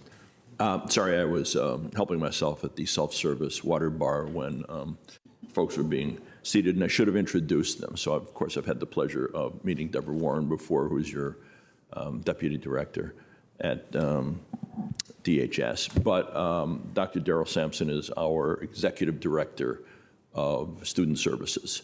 So I neglected to introduce him before we started. Thank you. Thank you both for the presentation.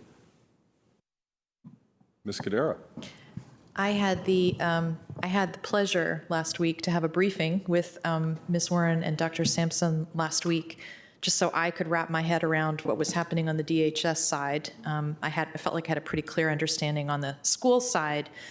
And it's clear to me, what I'm really excited about is to see the collaboration between the two of you and your staffs. I'm really excited about the possibility that there could be a pilot for DHS personnel to be working in our schools, which I think, from my personal perspective, is a direction we need to head in. And I'm excited because you both come from Alexandria, and as I was trying to educate myself about what we could do in Arlington, I kept coming back to some of the things that I was seeing in Alexandria, like teen wellness centers in the high schools, like DHS-provided services in many of the other schools. And I'm a big fan of stealing ideas from other places and not feeling like we have to invent everything ourselves. So I'm really excited about the collaboration that you two could bring and having that shared experience. In the vein of stealing from other places, I was also really taken with what I saw happening in DC public schools, and I brought a visual aid with me. They have this plan called Here for You, which is their mental health supports in schools document. And what I love about this is, from a general public perspective, it is so easy for me to understand what help can my child get in school? What help can my family get in school? And it is super streamlined in terms of understanding how that process works. There's one referral. There's school-based professionals, and it's really clear what the people that are employed by the school system do and don't do. There are DHS people in the schools, and it's really clear how their role is complementary but distinct from the school staff. There are community-based organizations, because I don't think this is a problem that schools and county can even solve together. This is a community problem. So it describes the role of CBOs in schools. And my wish, if we were going to collectively and strategically figure out what are we building towards in Arlington, I think we need to think about our current budgets and investments in a strategic way, that we're not just throwing things. I don't think we're doing this, but we are building intentionally towards a structure that will make sense for the youth and the families that we're trying to serve with user-centered design. And my wish is that we capitalize on the good experience and collaboration, and that all of us are talking about what is it that we want to build together, and are we investing towards that in a strategic way? It's more of a comment than a question. The other thing I'll just say before I stop is I really believe it's essential for us to involve young people in the design of services and supports that are meant to serve them. And we can build things, and with our best intention, they will not come because we have not engaged them to make sure that they feel safe, that it appeals to or addresses the root causes of what they need. It's not accessible to them. And I mean young people to include, I believe we should be talking to people who've graduated from our Second Chance program. I believe we should be talking to our court-involved youth.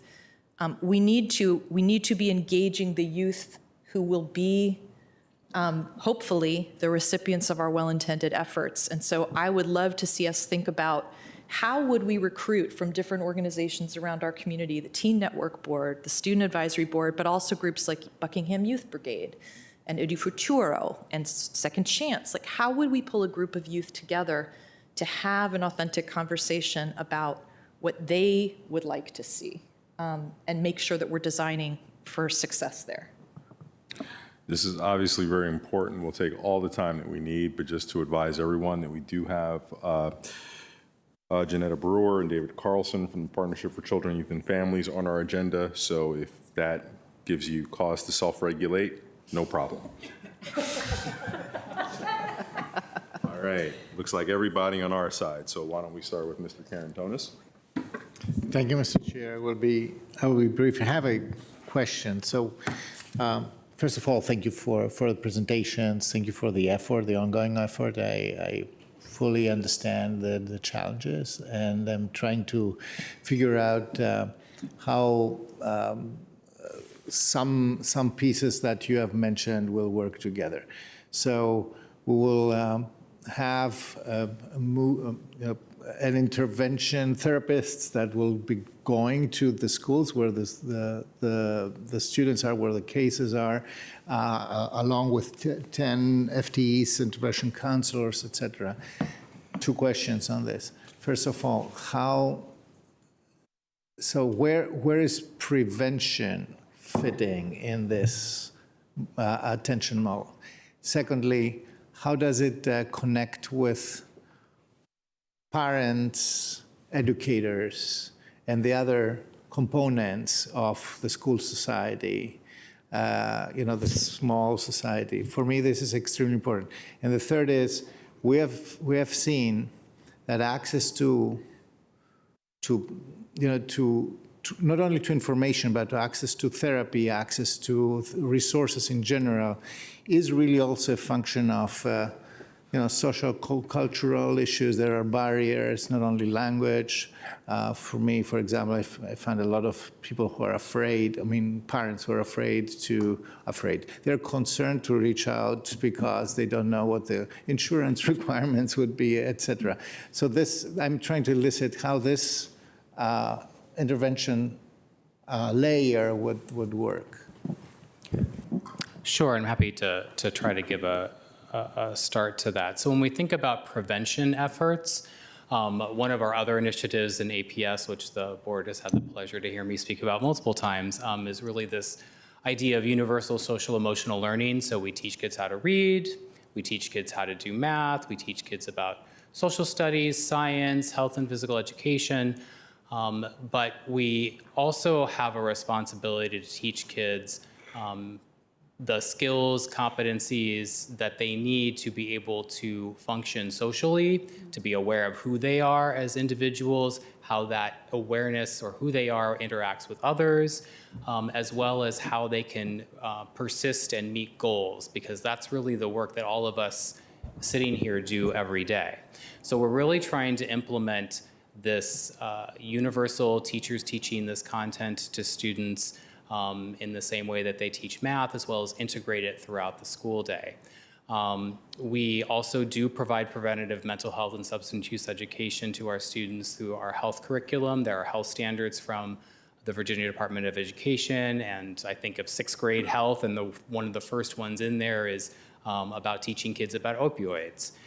So there are pieces and components where kids are getting some of this information all along. We also have opportunities in our middle schools and high schools. We do a program called Signs of Suicide, Acknowledge, Care, Tell. It's an evidence and research-based program, and it really teaches kids how to identify if a friend of theirs is in distress or if they are in distress. It gives them the ability to acknowledge, what they're hearing, care, which is that they need to be able to share how much they care about this person if they want to help them, and then the next step is really telling someone to be able to get that individual the help that they need. I think, in the presentation I talked about, we are considering how we can expand education for students, but we also want to make sure that we are providing our teachers and parents and the community with education as well. We do already do that both. DHS provides youth mental health first aid trainings. We in our schools also have youth mental health first aid trainers that provide information through this curriculum about how you recognize certain signs of distress, and again, how you will get that student help. You yourself are not a practitioner if you're a teacher, but you will learn enough to be able to know the signs, have some things that you could walk through with the student, and then be able to get them assistance. But certainly, I think we have more publicity, advertisements, and things that we could do to get that information out to our communities and families. And lastly, in terms of thinking about sort of potentially overcoming some barriers that may just be, so cultural communications.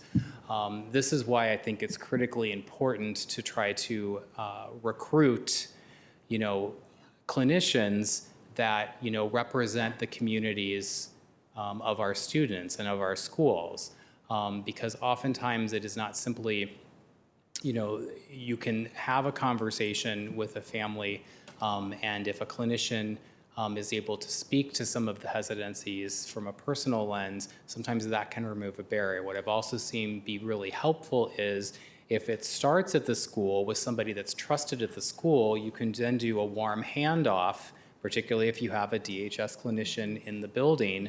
You can then do a warm handoff from someone that you trust to somebody that they are vouching for that you may also be able to trust.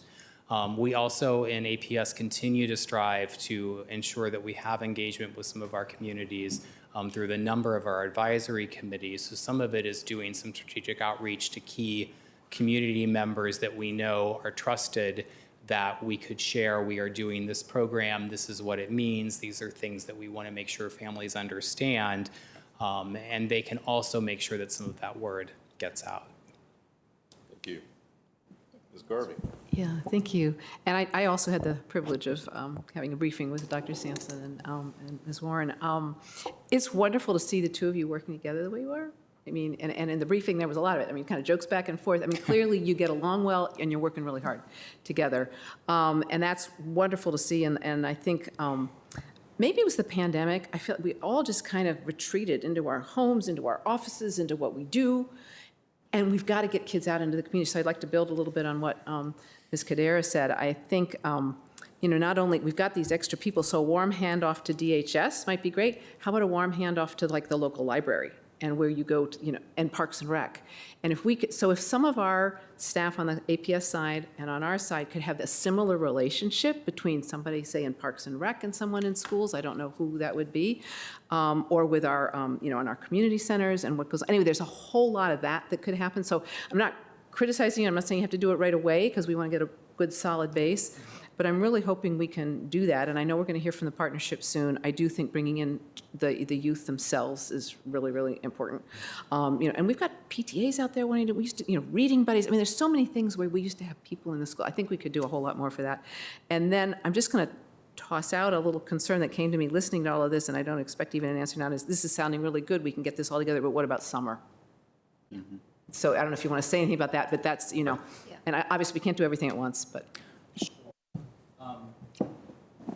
To speak just briefly to summer, something that, I've been working with Dr. Mann, who's the chief academic officer, is we are going to have school counselors available in our summer programs this summer, and that's going to be different. We've had them in the middle schools and the high schools. We're going to add a few in addition to having school counselors available in our elementary schools. And then we're also looking to see if we have a couple of our substance abuse counselors who would also be willing to work as part of the summer learning program this summer as well. So from the school side, we are trying to anticipate that we know there will still be a need for some of these staff members over the summer. Yeah, thank you. And I think recent graduates too. I mean, young people, yeah. Yeah, I just wanted to add to that, in conceptualizing the school mental health program with DHS therapists, we're talking about that and trying to figure out, because people's emotional distress does not go into a valley over the summer. So we know that those needs are ongoing. And so we're talking about, this is also part of our MOU, talking about how would those services be managed over the summer, where would those clinicians be, and also how we would have continuity of care. That, I think that's the core issue. We don't have the answer for that yet, but I assure you it's top of our minds. Thank you, really appreciate it. And you've got, I think you can tell, lots of support. I know we're tight on time, but I think whatever you guys need, we would like to help provide. Thank you. Ms. Crystal. I'm going to edit myself, given the late hour. Echo thanks. The amount of work, the volume of work is extraordinary. Wanted to, just the briefest of comments to Mr. Carrington's point about community-based involvement, which I think keyed off Ms. Kaderas. I really appreciate that sort of multi-tiered system of support analogy when I think about what that looks like on the community side. And so I did just want to, perhaps by way of teeing it up for Ms. Brewer, spotlight that askable adult, which was mentioned briefly, part of the work of Project Peace. That is really about creating those community-wide supports, which are analogous to the school-wide supports. And, it's not just warm, fuzzy ideas, right? This is really evidence-backed. We know that this is one of the predictors or lack is risk factor that is most commonly occurring in our public schools and indeed across the region. And regionally, at least, young adults who say that they do not have an adult in their life versus the ones who do, 16 to 20 to 25% more likely to report, symptoms of severe depression, mental health stresses, et cetera. So I think that's a great question about what are we doing community-wide, and that is just a really important body of work. So thank you to DHS and to the partnership, which has really incubated that work. I'm trying to think about how to prioritize my questions here because there's so much good stuff coming. But I was thinking about this, the pipeline question, which I think hangs over all of us, and I think Deputy Director Warren keyed up so well. Last year, with this emergency closure of the state hospitals, which was an enormous strain on our system, we talked a lot about and lobbied for pipeline investments at the state level.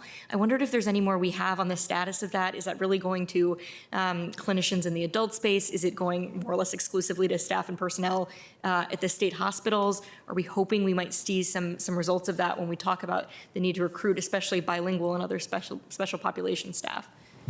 So the money in the budget went primarily to the state hospital system. And of course, the budget for this coming fiscal year is not yet resolved.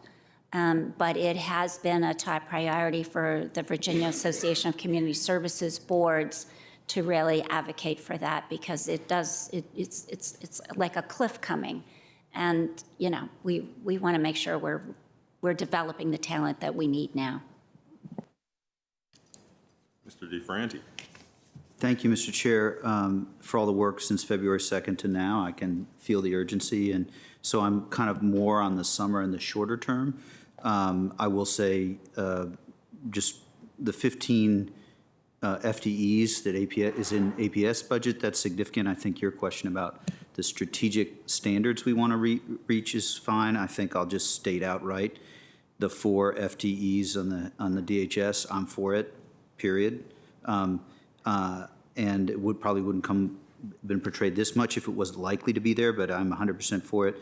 I think slides 6 and 10, which discuss the National Capital Treatment and Recovery, and then the in-process with contracting, I've shared with you, Ms. Warren, that is like on my mind all the time, because what we do by fiscal 25, I think, from listening to Earl Warren, there's some countable number of children who are in need, and that's what's, all of the last 2 months seems on point, but it's a medium term, like a 5 months, 6 months. And so this is just me saying again, whoever is working to knock out those contracts, that is biggest on my mind. And then close with, I have a couple of questions, but I'll work those offline with respect to those 20 students and then the logistics of some of the security pieces. I think that's just Dr. Duran type question. And if you have thoughts, great, but for brevity, I just wanted to offer those thoughts, take my question offline.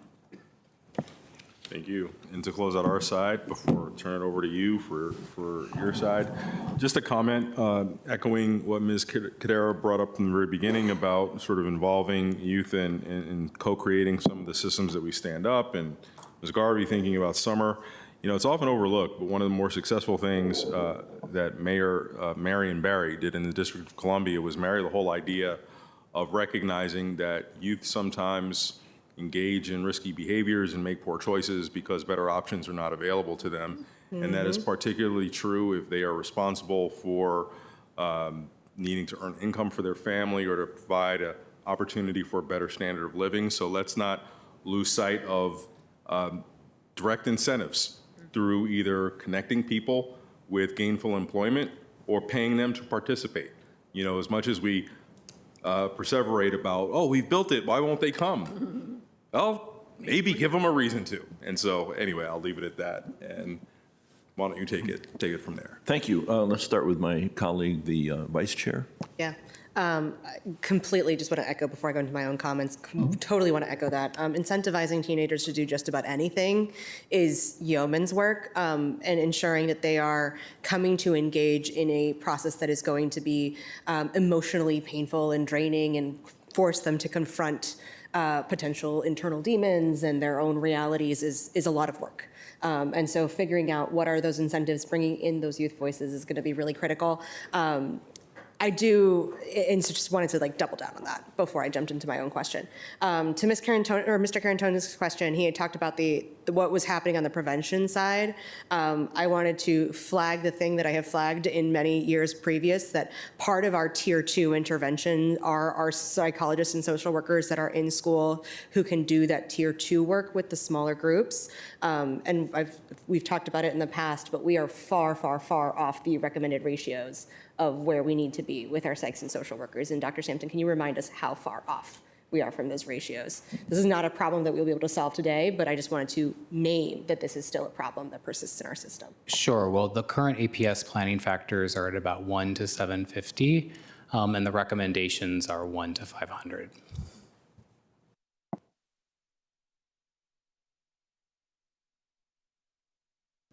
Let me, I'll make some very brief remarks. Thank you for the excellent presentation. Very, very meaty, and I'll be referring to it as I, bring myself up to speed on all of the great things that we're doing. I'm delighted, of course, that on this proposal for the therapists in our schools. And my question there is, as additional positions are staffed or identified, would they also be placed in the schools?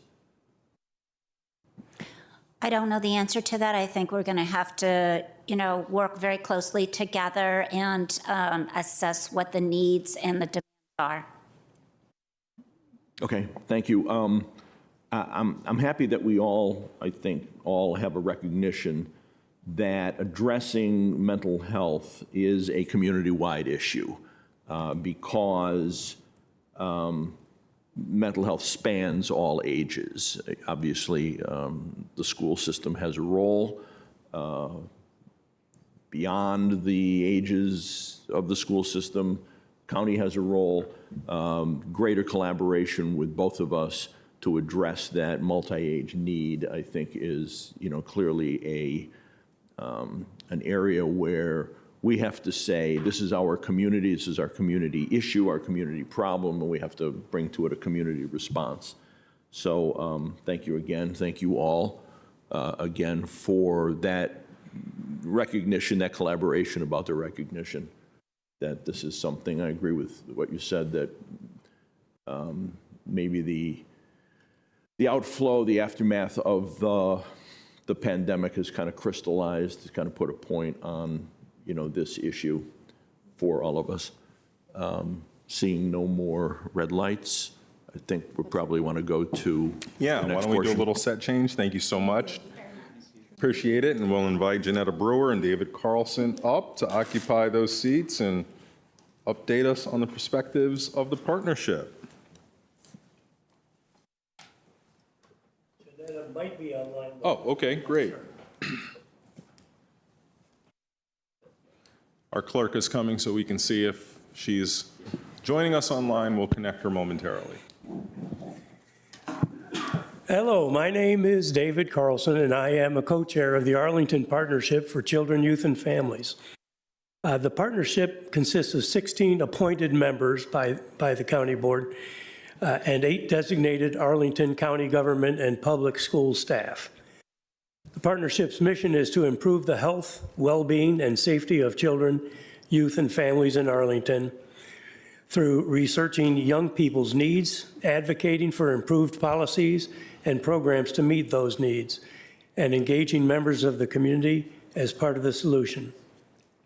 The partnership is committed to equity, ensuring that all county residents, regardless of race, ethnicity, sex, gender identity, sexual orientation, ability, socioeconomic status, or other characteristics, have access to the academic, social, safety, behavioral, and mental health resources they need to live healthy, successful lives.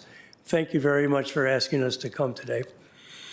Our first ask is, you won't believe this, we're hoping to get the increasing number of mental health staff in schools. I thought the presentation we just saw was wonderful. All sources of youth data indicate that our students are dealing with a high level of social anxiety, depression, and trauma, according to findings from the 2019 Youth Risk Behavior Survey. Nearly 30% of high school students self-report that they have experienced feelings of sadness or hopelessness for 2 weeks or more in a row. Of those students, only 30% reported that they received the help that they needed. Additionally, disparities were seen in the students who report depressive symptoms with Hispanic and LGBTQ+ youth, reporting that they had higher incidence of depression and attempted suicide. I wanted to go back to this 30% said that they received the help they need. That means 70% did not, and 30% of the students said they had a problem. So that means 20% of all of our students have a problem and we're not getting help. According to ACOMA, 45 to 59% of youth of color report experiencing mild to severe levels of anxiety, and 75 to 88% of youth of color report experiencing moderate to severe depression. These numbers are very alarming and indicate that students don't have the coping skills to deal with the stress and trauma that they are facing. Many of those students appear to be turning to harmful practices such as drugs, vaping, and alcohol use. Increasing psychologists, social workers, and counselors will provide the support that students need to thrive within the classrooms and in the broader community. And it will also support the achievement of Arlington County's equity goals. The partnership also believes that providing students with productive out-of-school activities will positively impact their mental health and wellness. The partnership encourages increased collaboration between APS, the county board, and the community businesses to provide opportunities for youth, such as internships, after-school programs. As these opportunities are evaluated, it is important to ensure access for all students. The partnership also supports the expansion of the Askable Adult program, which we've heard a little about today too. This training curriculum should be shared with teachers, in our opinion, and school programs, park staff, they're already leading the way here, library staff, youth sport leagues, the coaches, scout leaders, and others working with youth outside of school time. I know for certain there are thousands of adults in Arlington that work with scouts and coaching things, and they could definitely benefit with this. In the last 10 years, our data has shown that one action has marginally moved the needle in the right direction for our youth mental health data.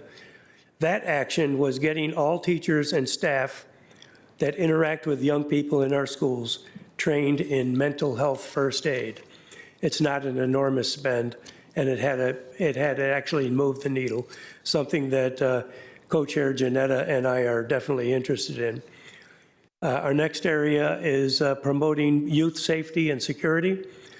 The partnership recommends hiring an external consultant to assess and provide recommendations for creating a physically and psychologically safe environment for our students. According to the findings from the 2019 Youth Risk Behavior Survey, almost 40% of students reported experiencing in-person bullying. Almost half the female students in grades 8, 10, and 12 experienced sexual harassment at school. More than 10% reported unwanted sexual contact of those same 8, 10, and 12th grade. And 8% of high school seniors reported having been forced or coerced to have sex. Additionally, the CDC reports an increase in the pervasive sadness, suicidal thoughts, and sexual violence endured by teen girls. The partnership recommends providing bullying and sexual abuse awareness and education for teachers and administrators, students, and parents of all schools. This should include how to identify and report suspected incidents of bullying and sexual abuse. The partnership also recommends adopting an instructional lesson within the schools that cover topics related to the prevention of bullying and sexual abuse, and includes recommendations for creating effective boundaries for students who have suffered from abuse and the rehabilitation of offenders. A bit about broadening our engagement in the community. The partnership believes that only by involving all members of the community do we ensure that our most vulnerable populations thrive. Therefore, the partnership recommends hiring a consultant to conduct the evaluation of the most effective methods to reach members of the community that are historically less engaged, yet most at risk for adverse experiences and whose students are disproportionately suffering. The partnership anticipates reigniting and expanding community conversations within the next year. This is something that we haven't been able to do so much in the COVID era. We were recently introduced by Mary Cadera, thank you, Mary, to Alexandria's Children and Youth Master Plan, which provides strategic goals and report card around areas such as early childhood education, health and wellness, safety, trauma, racism, equity, and increased transparency. Focused strategic plan on our county's youth. Oh, wait a minute, I'm sorry, I missed a line. The partnership thinks that Arlington County could benefit from such a focused strategic plan for our county's youth. Therefore, the partnership recommends the development of a task force to build a strategic plan inclusive of goals, metrics, and regular reporting for our county youth. Because it's imperative that the interests of all members of the community are represented on the task force, we recommend representatives from the county board, Arlington school system, appropriate county agencies such as DHS, Parks and Recs, APS students, community organizations such as parent-teacher organizations, associations, Hispanic Student Association, NAACP, Juntos and Justicia, and others. Lastly, we'd like to echo many of the requests raised by the Teen Network Board. Are you going to hear from them next? Not today? No. Well, I can tell you this, and this is the last half page here. They're asking for the addition of a sufficient number of, this is what the teens are asking for, sufficient number of mental health and substance use counselors in schools, more robust mental health, substance use, suicide prevention, and anti-bullying education in the schools to equip school staff and students. They'd like to continue the training about Narcan, about the availability of Narcan in schools, and hoping that we can get help with legislative advocacy that would allow Narcan to be carried and administered by the students. Expansion of the Teen Network Board Commission, this is what the teens are asking, expanding their commission to include middle school youth. And I don't see why not, but that's up to you. More focused equity and exclusion work. All of this comes from our teens. In summary, we hope that the county and schools will invest in areas that will directly impact student well-being, particularly their mental, emotional, psychological, and sexual well-being. I read that as fast as I could, so if... I'm sorry, I hope you didn't feel under any undue pressure to... No, not at all, but... For quickly, we thank you It was for a that. pleasure to see you all.